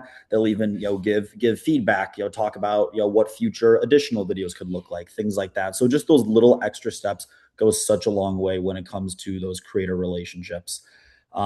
If they ever have any kinds of questions or need any kind of clarification, make sure that you're responding to that. Creators, they can't read your mind. You obviously have a very good understanding on what you want for your brand. But creators, sometimes they're unsure, and so they'll reach out. And if they get left undelivered or left unread, then they feel like they're just kind of left in the dark. So making sure that you're responding to their questions in a timely manner is just huge when it comes to maintaining and building that relationship. And also setting clear expectations up front. Let them know what you're looking for in terms of content look, content view, timelines, deliverables, goals, things like that. That's something that they really appreciate and helps build those long-term partnerships. Next up, giving creators creative freedom. This is a big one, and this is a massive conversation that's had in the whole brand creator relationship. Brands, we know your product better than anyone, your brand better than everyone. But creators spend hours a day on TikTok and on TikTok Shop, and a lot of them have been making content for a really long time. And they might have some ideas that maybe you might not have thought of before. And giving them a word for word script might make their content sound a little bit inauthentic, and it'll kind of come off as sort of an ad. At the end of the day, on TikTok is a platform of authenticity. Authenticity is what wins and will always outperform some highly scripted content. And a lot of the top videos that you see, you can go to Calidata, you can find a top brand, and you can look at their top 10 best performing videos, and you'll see that they don't look like ads. They're not super scripted. They're just very real, very authentic. Clearly where brands gave the creators kind of that creative freedom to kind of put their own spin, put their own creative twist on it. Number 3, be open to creator feedback. So this kind of goes into the creative freedom. But this is something that's great too for noticing patterns too. You might hear with this feedback that you get from creators that some creators might tell you something, and if it's just like a one-off suggestion, one-off point of view, okay, that's one thing. But if you have multiple creators that are telling you the same thing in terms of like a suggestion, like a potential pivot, some way that they could change the creator brief, that's something that we want to make sure that we're paying very close attention to, because you have multiple creators telling you the same thing. Pay attention to that. There's probably some sort of validity to that, and you want to make sure that these creators are being heard. And there's a good chance that if you're hearing it from multiple people, then it's probably a good idea that would be to implement that. They might recommend things like what I've seen from creators is they'll recommend things like maybe like a different kind of hook that they've been seeing convert really well, whether it's from them or from another fellow creator. A certain kind of filming style. Like if you want them doing like an unboxing, but they say like, hey, doing a get ready with me works really well for this kind of product, or just a different kind of product angle that would perform better, whether it's just kind of that's what the general trend is, or maybe there's like a super viral video that kind of aligns with that. Hearing their feedback and letting them kind of be a part of this whole content building process. just really makes them feel like partners rather than just a content producer. And honestly, some of your best marketing ideas might come from your creators. You know, there are countless brands that I've worked with that are very open and have very much an open door policy when it comes to their creators. And some of their best performing videos have come from creators' ideas, which has been really cool to see. Number 4, building long-term relationships. This one is huge. I cannot stress this enough. So working with a creator, it's very easy to think short-term. Think of this one video that you're hiring a creator to do. But one thing that creators are all looking for is those long-term partnerships. I just did a podcast yesterday with one of the top creators on JoinBrands, a woman who's done over 1,200 campaigns with us. And her biggest takeaway is when I asked the question is, what kind of campaigns are you looking for? And she said, retainers. She said, I want repeatable videos. I want to make multiple pieces of content for each brand. So that first collaboration is just the beginning. As a creator works more and more with your brand, they become more knowledgeable about your brand. They're able to speak on it easier. They become much more fluent. They become more knowledgeable about your products. So the content's only going to keep getting better and better and better over time. And rather than focusing on, hey, let's get one video from 100 different creators, let's focus on, hey, how can we get 10 videos from 10 different creators? So now we've still got 100 videos, but we've now only sent out 10 samples rather than 100. And really building up that kind of momentum is going to be really valuable in the long run. And it can feel like you're kind of running on a hamster wheel if you're just constantly trying to find new creators. And while you definitely do want to continue getting new faces in the door, building those kind of long-term relationships is really good, what's going to build your team long-term. Number 5, making the process easy. Creators are always going to be looking for new brands, and they want to be partners with brands that make it easy for them. Make it easy for them to apply to work with you. Make it easy for them to follow your brief. Make the brief clear, short, simple, sweet, to the point. Creators don't want to read a whole 5-page essay of what you're looking for. Make sure you ship your products quickly. Make sure you approve their content in a timely manner.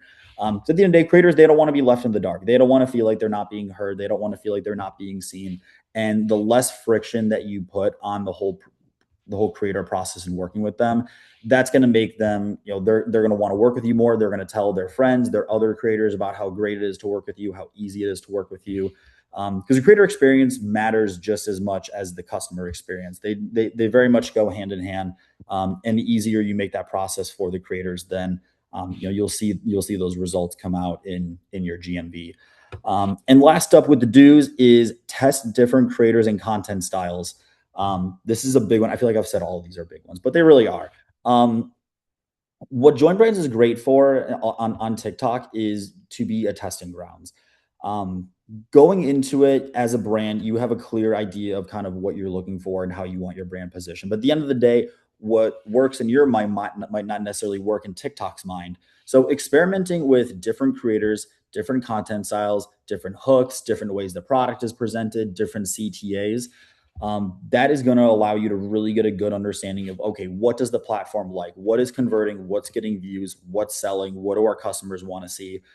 So really using it as a testing platform, you know, using creators that might be outside of the scope of what you kind of originally intended to can open up so many doors. And I've seen so many brands that, you know, will approve a creator that they might not really think would be a good fit. And, you know, their video took off and did 5 million views and did 100 grand of GMV. So you really never know what's on the other side of testing. So I would say test. Now, moving over from the do's to the don'ts. So these are a couple of things that I've seen personally across my time at TikTok and here at JoinBrands. A couple of things that brands do that might be holding them back from the kind of growth they're looking for. And a lot of these don'ts are just essentially just kind of the opposite of the do's that we already went over. But don't be overly controlling. When putting together a brief, when letting creators know what you are looking for, it's so easy, and I totally get it, to want to give them like a word for word script. Like, you've thought this through countless times, you know your brand. But the more of a script it sounds like, the more it's going to feel like an ad. And that's something that as a customer, as a consumer, you can tell. Like when I'm scrolling through TikTok and I see a creator that I've seen their content for a certain style, and it feels like I'm watching a TV commercial, that's instantly going to make me know, like, okay, this is a paid ad. This is something that the brand just kind of like told them to read. At the end of the day, it just comes off as very inauthentic, because at the end of the day, when you're hiring a creator, you're hiring them for their audience, you're hiring them for their content style, and you're hiring them to integrate your brand and integrate your product within their existing creative strategy and ecosystem, and not the other way around. Because at the end of the day, you know, authentic is going to beat perfect content 10 out of 10 times. Number two, don't be overly picky. One of the cool things about JoinBrands, like I mentioned before, is you do get the ability to review pieces of content and either approve or reject them before they go live. But don't be overly picky with this. Videos that have those kind of little imperfections actually are the ones that do the best. You know, I've seen some brands reject videos because like, oh, I didn't like the color shirt that she was wearing, or oh, like that one shot, it was a little bit too bright in the background. TikTok users actually respond really well to content that feels real and relatable and has those kind of little flubs here and there. So asking yourself the question, will this help sell the product, is going to be the question you should be asking, rather than, you know, does this feel like a commercial that's, you know, going to be worthy of an Academy Award? Those kinds of videos don't really perform as well. And honestly, having those little imperfections is going to help you. So I'd say don't be overly picky. You definitely want the content to have those kinds of consistencies, to make sure they're representing the brand and the product in a proper way, hitting on the kinds of key points that you look for. But I would say don't be too picky and don't overthink it. Number three, when you are deciding which creators in your campaign to approve, a very common mistake that we see is people chasing follower count. You know, you see a creator that has, you know, 100, 200, 300,000 followers and instantly think like, oh, they've got a huge following, they're going to be amazing, they're going to sell super well. Honestly, it almost kind of works the opposite. We typically see that that creators with a high follower count have a little bit more trouble selling. And it's a lot of these smaller micro influencers that are very relatable, that have a loyal audience and a loyal following. Those are the ones with the GMV that crushes. And you can go to JoinBrands. You can go to joinbrands.com. You can sign up for a free account. You can look through our creator marketplace at all 500,000 plus of our creators. You can sort it by GMV, and you can see the creators that are producing the most amount of GMV, and you can look at their follower count, and you can see that there's not a relationship between GMV and followers. So when you're picking creators, rather than focusing on follower count, take a look at what kind of content they do. You can take a look at their previous jobs. You can look at their previous campaigns that they've run, and you can get a style, and you can get an idea for what kind of style of content that they run, and see if that's kind of in line with what you're looking for. Because at the end of the day, creator fit is going to be much more effective than just a number on the screen. Number four here is don't disappear after sending the product. This one kind of ties into the communication. This one we do see quite a bit with a lot of brands is, you know, they'll hire a creator, send the product, and that's it. Thinking that's the finish line. The creators is going to kind of take it from there. That's only the beginning. When you start a campaign with someone, engage with a creator throughout the entire process. Send the sample, send them a message saying, hey, we just sent out your sample. Let us know when you get it. We can't wait. Once they get the product, message them, hey, we saw your product was delivered. Super excited to work together. Let us know if you have any questions while you're putting your video together. Once they post the content, immediately watch the content and give them feedback. Hey, saw the content, looks great. For your next video, here's a couple, here's our top 3 converting hooks right now that you can try. Or, maybe you'll kind of pitch like a little video series to them. But they'll always be thinking one step ahead and making sure that the creator feels like they're part of your team throughout the whole process. So throughout the entire duration of the campaign, making sure that you're communicating with them, and don't just completely ghost them and wait for them to make a video and hope it goes viral. Number 5 is do not expect one creator to change your business. This might have been able to work in the early days of TikTok, but those days are kind of gone right now. TikTok Shop's success rarely comes from one viral video. Think of your creator marketing as building like a portfolio. Some videos, and if I'm being honest, most videos won't perform very well, and that's okay, because at the end of the day, you're using this to test. You're using this as a testing grounds to get an understanding of what's working for your brand. And at the end of each campaign, make sure that you are learning something from it. Make sure you're learning in certain videos and certain campaigns, like, hey, what worked, what didn't, why didn't this work, what can we do to adjust it moving forward.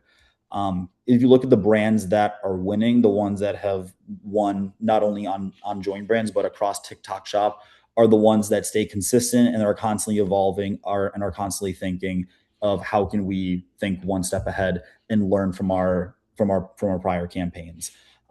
Consistency is what's going to win at the end of the day. And last but not least, number 6 is don't expect immediate results. I feel like this one's kind of an obvious one, but it still needs to be said because there's a lot of brands that will still come to me and they'll get one video that does kind of well, and 2 weeks later asking, how come they don't have a $1 billion offer from Unilever by now? Don't think of creators as just another marketing channel. The best creators, they have options. Their inboxes are getting absolutely flooded from brands that want to work with them. And at the end of the day, they want to work with brands that want to work with them, that want to build something real with them, that want to build that long-term relationship with them. And those results are going to take time. They're going to take time. They're going to take a bunch of campaigns. They're going to take a bunch of videos. So there is work that's going to go into it. But brands that invest in those creator relationships often get better content, get more repeat collaborations, and stronger results. So the best creator programs are built on relationships and not transactions. So I've been going on for a while now. I don't know how I'm doing on time, but really appreciate you guys for listening in. Here is going to be all my contact information. If you were looking to learn more about how to work with creators, how to tap into our network, what setting up a campaign would look like, whether it's through TikTok Shop. We also work with Instagram, YouTube, Amazon. Here's all my information. Feel free to drop me an email. You can go ahead and scan that QR code and you can book a call with me on my calendar, shoot me a number, connect with me on LinkedIn, whatever is easiest for you. But really appreciate everyone here, and I'll pass it off to the next presenter. Thank you so much, Dan. So one thing you clearly mentioned that most of the brands, they have their own scripts and they want creators to use that script. They are so stubborn. So even I have seen that a lot. So it's good that you have put that out, that you have to be, let the creator be creative. So that's a very solid point. So thank you so much for sharing everything. Next we have Oleksandr. Hello, everyone. Thank you, Dan, for a great presentation. I work with JoinBrands actually for our clients, and we created videos. Thank you for having me here today. And I want to say that I think that I will be responsible for a little bit more boring stuff on today's webinar, because it's about Amazon advertising. Everyone loves it and everyone hates it at the same time. Do you see my screen? Because I can understand where. Yeah, we can see. Yeah.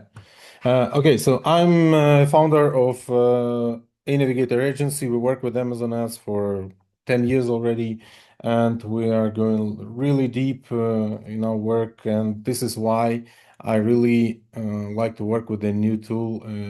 Amazon released it already a couple of years ago, but now it becomes more accessible to other to all sellers, because they made access for every seller. So you can find me on LinkedIn and message me on LinkedIn if you want to talk about AMC. And today I want to present you or to explain you how we can connect the dots with the AMC that were not connected before. We optimized our campaigns only on the data that we have in Amazon Advertising console. So this is obvious thing that nobody buys from only one ad, and right now I want to explain and show how actual sale is happening, and why we cannot rely on only last click ACOS that we see in our Amazon ads reports. Actually, our users, our shoppers, they usually see advertising several times, so they can start from sponsored brands, or from viewing DSP, or from viewing a video ad on on the page, on the search results page of Amazon, and then they can forget about our product, and then they can see our retargeting, and only after that they convert.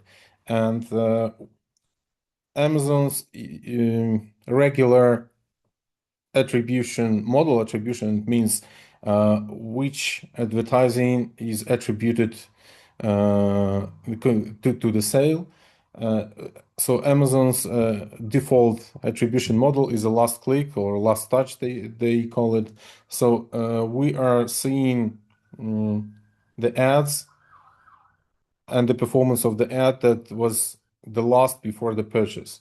And this is why we can over-optimize our campaigns, and we do not see the path of the user, the path of our shopper.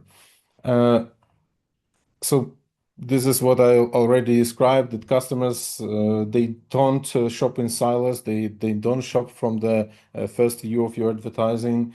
And this is why we need to connect these dots. And nowadays we can do this with the help of Amazon Marketing Cloud. Amazon announced that they added, I didn't see it yet, on our accounts, on our clients' accounts, but they announced that they add multi-touch attribution to the Amazon advertising console, but it's not there yet. And anyway, you cannot see the actual path of your user, and you can see it in Amazon Marketing Cloud. And I want to explain how you can do it.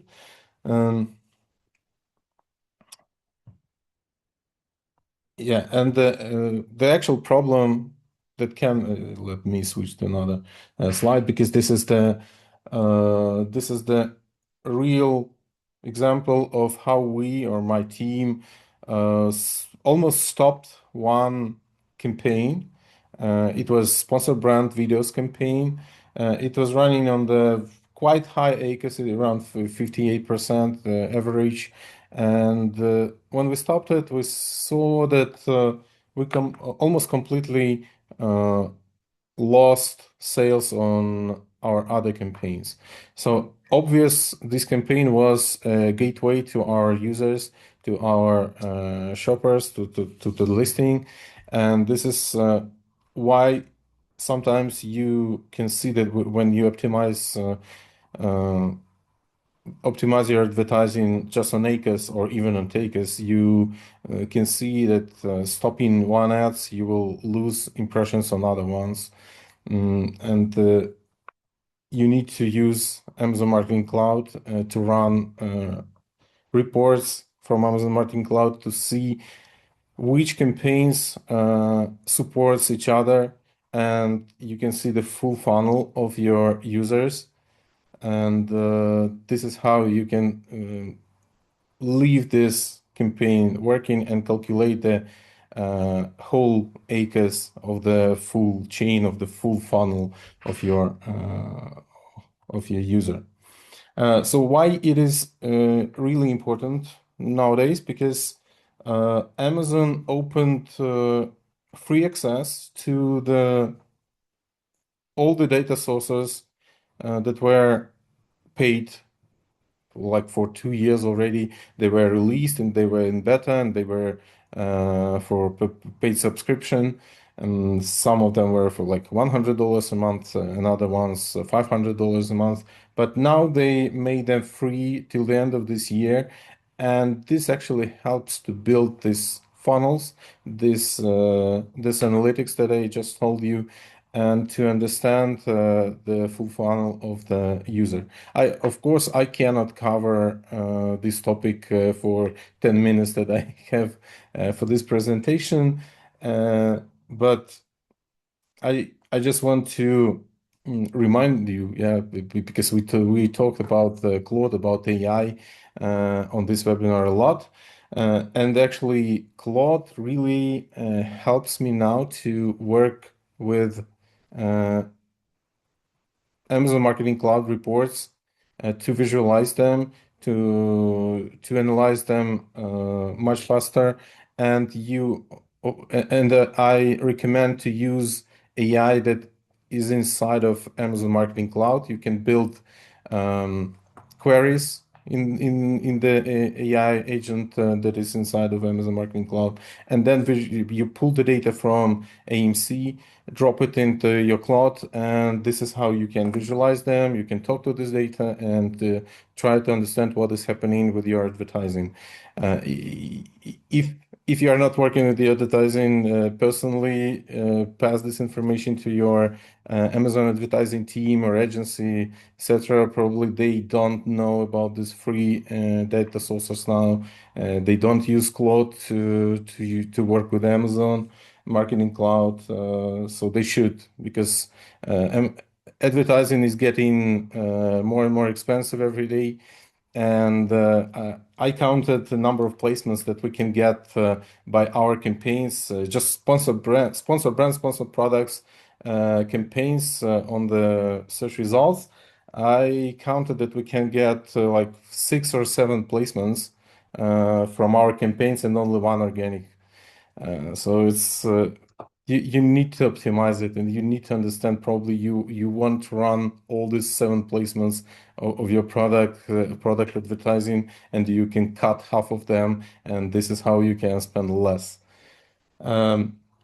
Yeah, actually, it was my recommendation. It was my advice to work with Amazon Marketing Cloud, to talk to your Amazon Ads team, how they can use it.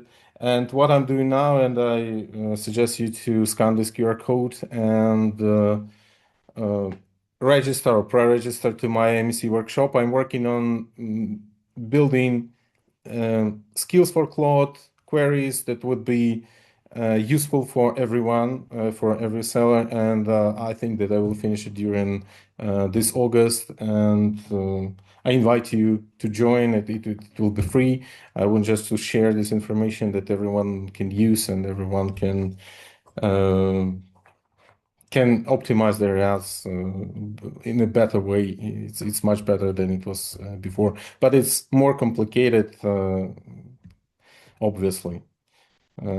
But with AI, it's achievable. Thank you very much. Yeah, if you want to contact me, follow me on LinkedIn, message me on LinkedIn.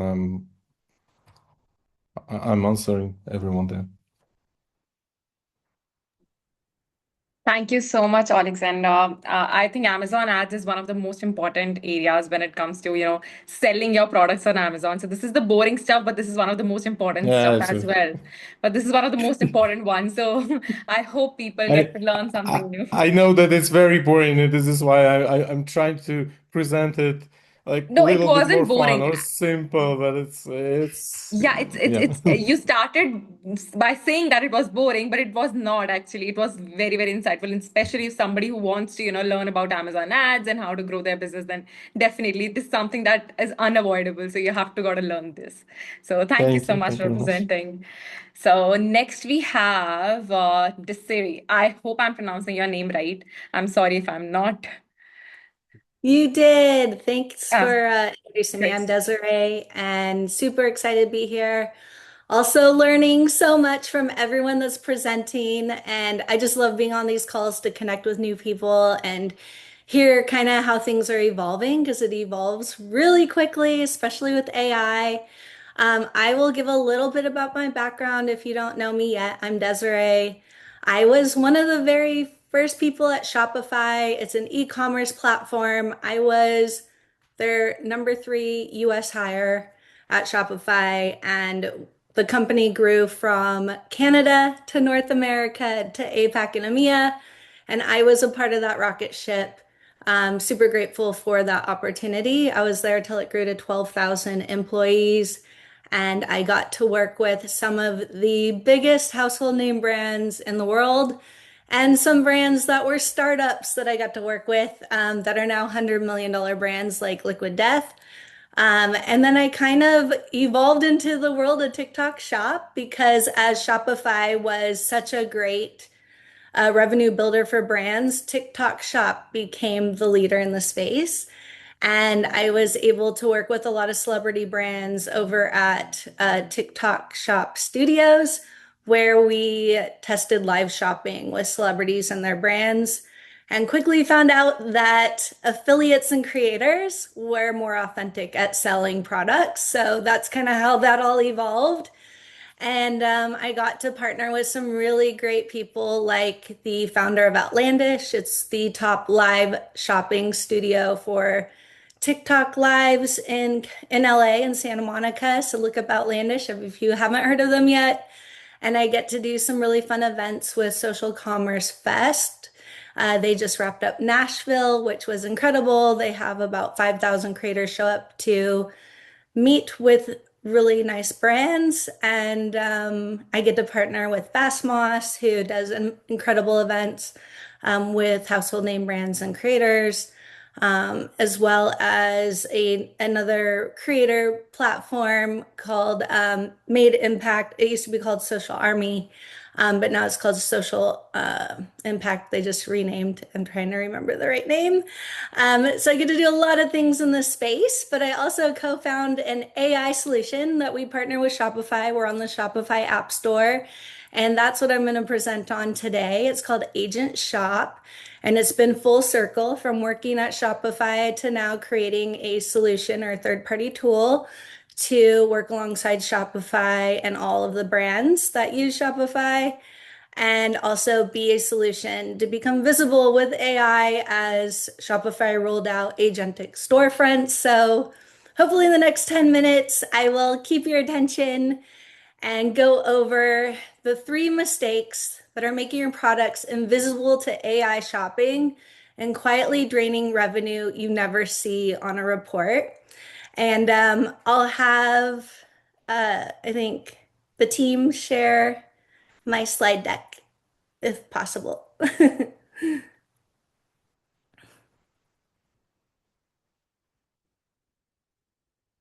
Can everyone see it? Or I don't know if I can. The deck. Not yet, Desiree. Okay, perfect. I think, Aashta, are you able to share it for me?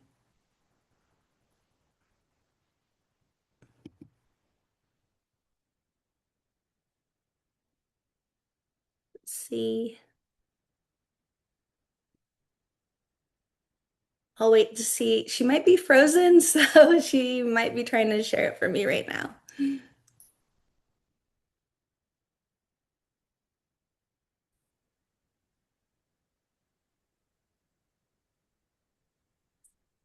Hey, I'm so sorry. I think there was some issue with my connection.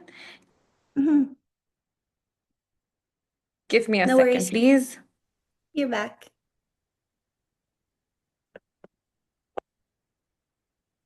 Yeah. Let me share my screen.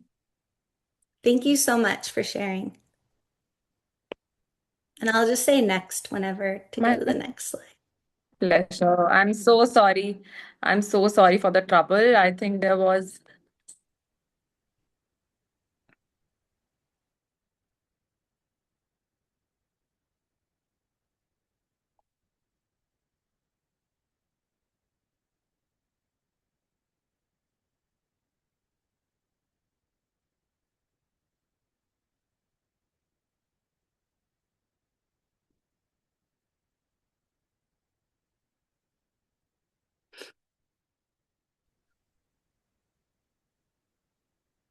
I'm so, so sorry. I don't know what's happening. Yeah, I think, yeah.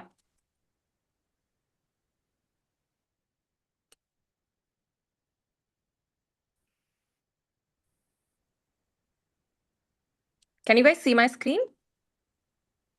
Looks like it's loading now. Okay, I see Zoom. I see the Zoom call. Okay, I see the pitch deck. I think it's loading. There we go.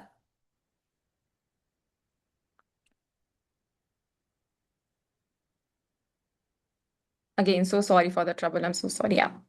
Yes, please. No problem. There's always technical difficulties, and I appreciate you Yeah. sharing this. because for some reason, Zoom won't let me share my screen, and I haven't figured it out yet. Sorry. So thank you so much for loading this up for me. And yeah, like I said, I'm gonna go over the mistakes costing you revenue. So let me show you what I mean by invisible. Next slide. So right now, while we're on this call, someone is asking ChatGPT for a product you sell. And, the question no longer is whether AI sends shoppers. It already does. The only question is whether it can find and recommend you. So why most brands can't be found isn't just discovery itself. And then slide 3. Thank you. All right, so this is kind of showing contrast of the new and the old. Google handed you 10 blue links and let the buyer choose. AI names 3 products and the buyer often stops there. Ranking on page doesn't matter if you're not one of the 3 names. So this is a mental shift that we all have to think about. You might be thinking this is still early, but it really isn't. Look at the speed that we're seeing of things evolving right now. Next slide. So don't just wait. AI hit 100 million users faster than any technology before. The wait and see window is already closing. So looking here, you can see the numbers. Here's the part that trips everyone up. You haven't seen this happening in your own data. So next slide. So the buyer crosses AI several times on the way to purchase, but your analytics only records the last click. So the influence is real, and the record is typically blank. You can't fix what you can't see, right? And right now you can't see this. So if AI is shaping your buyer's invisibility, where exactly are brands going wrong? So this is where I'm going to go over the 3 mistakes. And here you can see on the slide, kind of the old way of shopping, right? We have ChatGPT versus Google your store and purchase. So that's what the analytics are seeing. What you get ranked on Google won't let you be recommended by AI. So stop treating it like SEO. The instinct to reach for the SEO playbook with keywords, backlinks, rankings, just isn't the way. What got you ranked on Google won't get you recommended by AI. And I think some people don't know that yet. So keep it simple. You're doing the right work, just in the wrong system. The second mistake is about the one thing you actually can't control. Next slide. So AI reads your product from about 5 sources, but you directly control only one of them, your product page. And that one feeds to the other 4. So your PDP isn't just a page anymore. It's the source of truth every AI agent reads from. And most brands leave it thin. So the mistake 3 is the one that hides the first 2. So you really want to concentrate on your PDP page. And then, next slide. So your dashboard is hiding probably 40% of your AI revenue inside direct traffic. And it's there, it's just mislabeled. You're not losing this revenue because it isn't happening. It is happening. You're losing it because you can't see it or you never optimized for it. Now, what does the blind spot actually cost you? Next slide.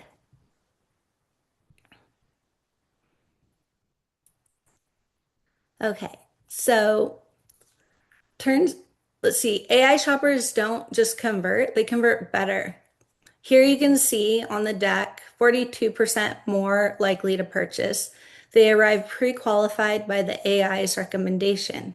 So the invisible channel is also your best converting one. That isn't a channel you're missing out on later. It's revenue you're already earning and leaving on the table. The good news, the door is wide open and it's early. I actually sat at an AI conference with Shopify, I think it was last week or the week before, and people were asking questions and Shopify didn't have the answers. And I wished I could be on stage letting them know that agentShop actually solves for all of the opportunities missed that brands are just missing on AI right now. So we built the tool to help brands drive revenue and see it clearly. Next slide, please. So here, using Shopify's own numbers, AI-driven drives orders up 13x year over year. The infrastructure is live and the space is still uncrowded. The brands that move now get recommended before the category gets crowded. So what does moving now actually look like? Here's the scorecard. Next slide. So looking here, you can see the 4 layers of AI commerce visibility. We have attribution, conversion, recommendation readiness, and discoverability. So can AI find you? Does AI trust you? Does the click actually convert? And can you measure it? So keep this framework and understand that this isn't theory. It's what brands just need to get right now for AI. Next slide. So what products with optimized AI visibility are seeing here on this slide, we have some of our brands that we have already helped that are on Shopify. Some of these are large brands, some are small brands. We've brought in about 50 brands already that have seen really great results. So here with Modern Gents, they saw their AI conversion rate increase in just 30 days because most people are not even thinking about this or are taking this opportunity to optimize for AI. Dannyman, which is a men's grooming brand, they saw revenue visibility, fully visible AI revenue broken out by LLM. And then bow ties, they saw recaptured. So high intent AI shoppers back in the market. So being able to remarket those potentially lost sales. And, this is really interesting to see because brands that optimize for AI visibility moved from low conversion rates to higher. So yeah, this is exactly the framework that works. The real question is, who's going to run it for you? Because doing all 4 layers by hand is a full-time job. Next slide. So basically, Shopify built the road, agentShop is the car, which is a really fun analogy because, all of this is here. The opportunity is here. But are you going to take this opportunity into your own hands? So Shopify handles 3 of these things, and then agentShop handles the PDB optimization, non-converting visitor retargeting, and full multi-touch attribution, the exact gaps that are left behind by the 3 mistakes that we're going over here. So here's how agentShop covers the scorecard you just saw. Next slide. So how can agentShop help you? A managed AI revenue intelligence system for Shopify brands, executing across all 4 visibility layers with 0 additional ad spend. You have the AI working for you. So I would say 10 specialized agents is one human keeping strategy on the rails, all feeding straight into your Shopify store. One system covers every gap we just walked through.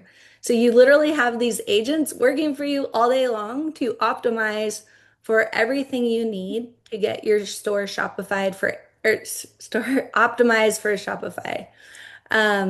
And it's really interesting because as ChatGPT and all Gemini, Perplexity, you're in the chats all day long asking, should I get this mattress? Is purple better than Casper?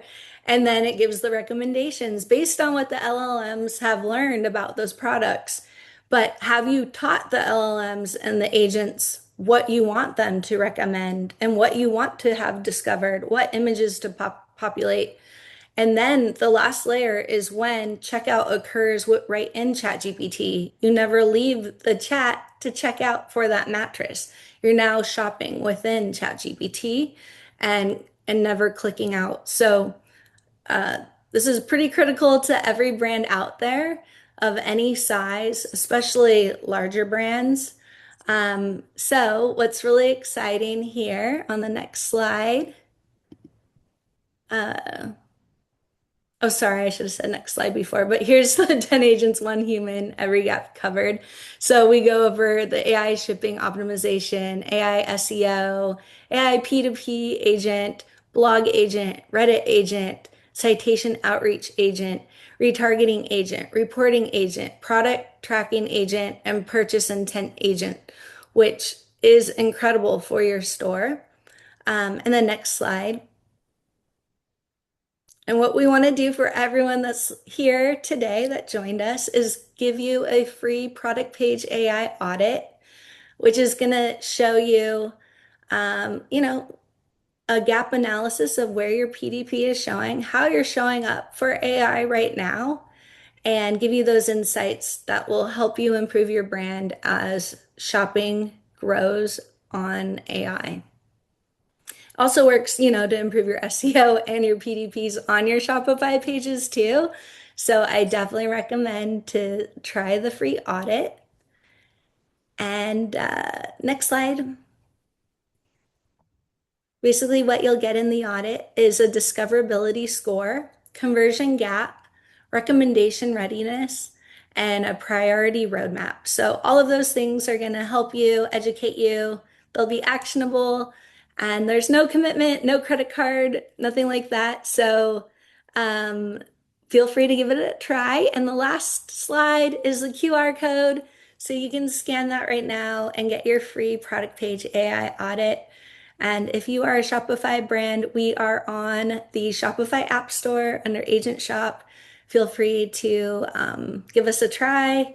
And yeah, I feel like this helps you in all aspects, not only in AI discoverability, but helps you just optimize your brand in general across the board. So thank you for letting me share. Sorry, I fumbled a little bit on some of the slides since I couldn't share that myself. But yeah, thanks so much. And if you have any questions for me, I'll be sticking around for the Q&A. Thank you so much. That was genuinely insightful. And I hope people reach out to you, especially when it comes to Shopify and everything. So that was great. Thank you so much for sharing your presentation. So we have Ahmed, who is last on the list, and then we'll move to Q&A. Hi, everyone. I am Ahmed, CEO and co-founder of Sellenvo. Sellenvo stands for Selling Environment. And in Sellenvo, we are unifying the seller journey in multiple platforms, selling platforms like Amazon, Walmart, Shopify, all of those shopping carts, marketplaces into one single interface. I will share my screen and show you what we are doing in Sellenvo. Since you are selling in different channels, one of the main issues you are facing is the chaos. You are having different platforms. Each platform has its own rules, its own kind of stock levels, inventory management, listings, and all of that. And you have to do this again and again in different platforms. In Sellenvo, we help you to unify all of this journey, pre-selling, after-selling activity into this one single interface. You have one source of truth where all your information come in that dashboard and allow you to manage all these marketplaces. And this will allow you to scale your offers and make error-free journey across all of these platforms. If you ask me what would be the most challenging part about all of selling activities, especially in different marketplaces, I would say product listing. Thank you for all the previous panelists. They were detailed, talking about how we are perfection this process, and they were talking about how we are optimizing the images and optimizing the other information. In Sellenvo, we are doing this in an incredibly seamless experience. Allow me to show you how we can create a product like that in Sellenvo. So Sellenvo, as you can see, have a dashboard managing all your aspects if you are selling in different platforms, but I will focus now on the product listing part. So suppose that you are creating a new listing, and this listing happen to have multiple variants. It could be any kind of information. This could be a living listing in a different platforms, or an image, or a PDF, or whatever the kind of source of information you are given. Let's say it's an image. And whatever this image could be, it doesn't need to be perfect. What you need to do, you could do this in bulk and put all your listings in one zip file and upload them, and let Sellenvo do the magic. I would really double tap on what Desiree was talking about, which is structured data. And this is what we are doing in Sellenvo. AI now, in the past, if you say, I want to buy for example, a hiking boot for my journey to Spain, right? So we will say hiking boot, doing just regular SEO stuff.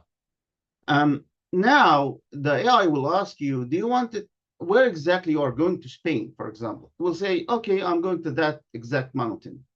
The AI will suggest that that mountain needs an anti-slip, for example, waterproof boot, for example.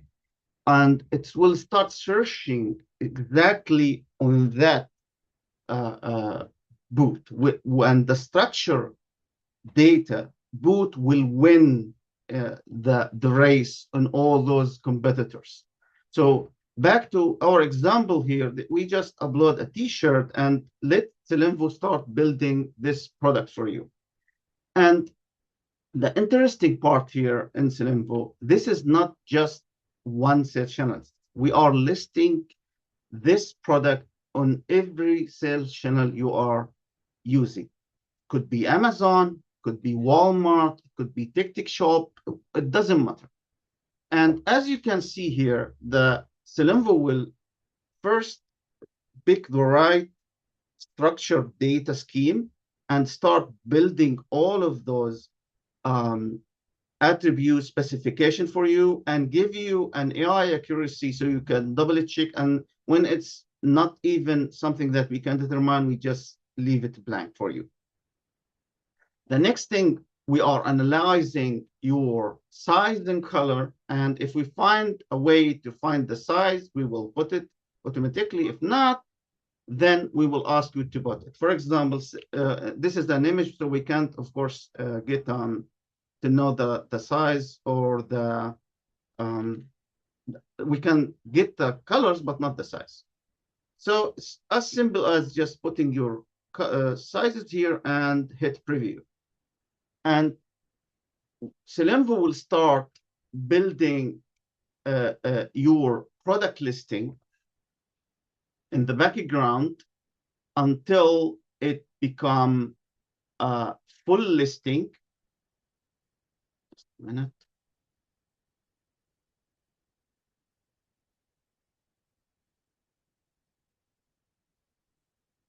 Full listing with every possible detail available for different sections. So we are building everything, choosing the right category, building the bullet point, tags, everything, even building a full catalog for you with all those nice details. This will be used by AI to enhance your visibility in every session as you are using. So the next thing would be images. So in Sellenvo, we are, again, double tapping on all the other panelists. We were talking about how images are really affecting the overall visibility to your products. So we are not just targeting the structured data, we also target the overall look for your products. So if you can see here, we recommend lots of shots. You can get them, professional shots. You can get them here, recommended by Sellenvo for you with a click. For example, let's see that we can use this one, for example. And what you can do here, you can either using them and adding them to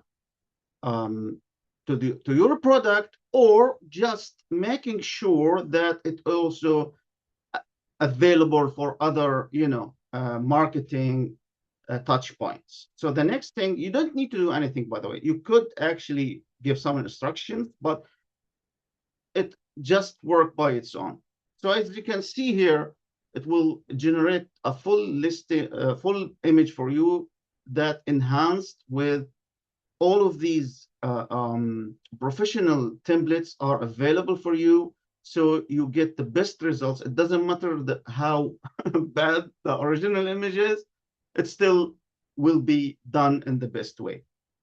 And I would say that we even do things like adding, you can in multiple steps, you can add different ideas. So it would be building, each time you are building an enhancement, it will be making this more effective. Say, for example, we want to make this sounds like a party dress. The best you can get for your party, for example, right? So you just need to say that line, like, sorry, yes, and hit generate, and it will create for you that nice template that works for attracting more clients to your product. And you can actually do multiple changes to the same image. You can get this and put, again, like, say, for example, we are adding other kind of information for this one. And for example, this is another template, and it will, for example, analyzing your products and put some kind of details on it. So the customers look at, this is how exactly the details look like, and we will see the results in a minute. See, the best you can get for your party, and it will be putting for you some kind of information about that product, and all of this can be saved. And the beauty about all of this is once we have our listing perfected and everything is on the right track, the next thing will be publishing it.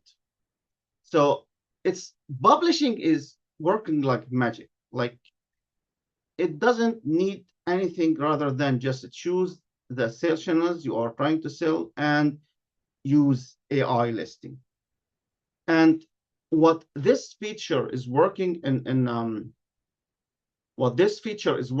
background, it's to create a perfect listing specifically for every sales channel, doing all the changes, reviewing all the schemas of catalogs, and making the perfect listing for you. All of this works automatically without even you touching anything. So what this will do, it will be let you sell everywhere and allow you to have more and more opportunities in different platforms and even in different languages if needed, and all of this without having a massive team to do all those details. And you will have a professional listings, data, and images and everything. This will be cut your manual work 50% and increase your revenue 40%. Because just imagine, instead of having one person doing, I would say 100 items a week, you will have, I would say, half a person doing 1,000 items a week. And not just in one platform, in every platform, just imagine. This will be doing the hard work for you and making sure that every other details, see, as you can see here, it's finished. And the beauty about it, it's literally fixed everything. It suggests the right category. It's fixed the bullet point. It's fixed the title, especially for Amazon. Here, for example, it find an issue with Walmart and fix it by its own. Everything happening in the background, fixing. So the details here on Walmart will be different on the details here in Amazon because they have different scheme, as you understand. So this is how it's easy to scale your offer from one platform to different platforms. And doing that kind of a change to your business will allow you to sell more, and it will be a magnet tool to make sure your listings are in every digital touch point you are working on. And in Sellenvo, we are, sorry, just moving this around. In Sellenvo, we have other tools that allow you to even make this journey easier. For example,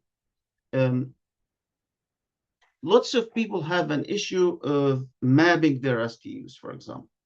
And one of the main issue having with customers is they have this multiple SKUs in different places. Sometimes the titles are different. Sometimes the SKUs are messed up. And it's almost impossible to fix all that and mapping it and being a multi-sales channel seller. In Sellenvo, we are fixing this again with a smart mapping tool.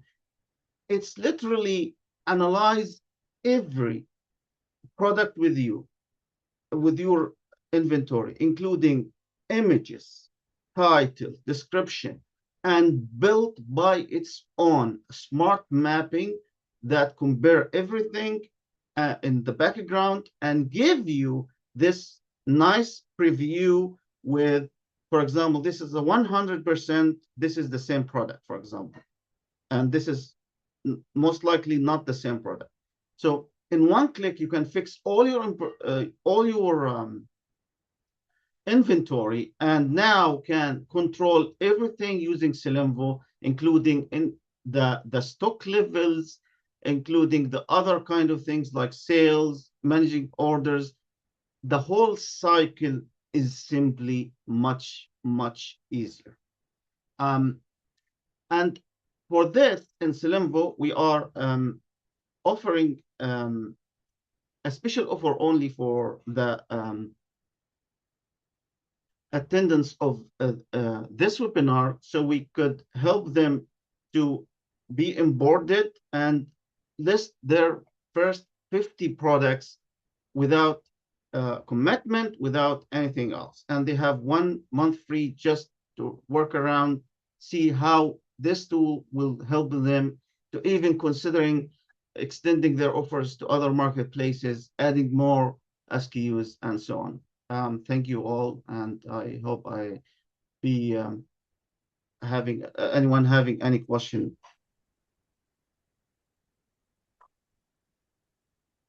Thank you so much, Ahmed, for such a valuable presentation. I think we are quite late now, so if anybody has any questions, just drop them in the chat, or maybe you can reach out to all the speakers directly via LinkedIn, or like you already know their LinkedIn profiles, I guess, so you can easily reach out to them. So I just want to thank everybody for joining today's webinar and sharing some great insights. I hope we got to share something really valuable for our audience. So I think let's just wrap this up. Thank you so much, everybody, again. Thank you so much. Thank you. Bye-bye. Thank Bye-bye. you. Bye. Thank you. Bye-bye. Thank you. Bye. Bye-bye.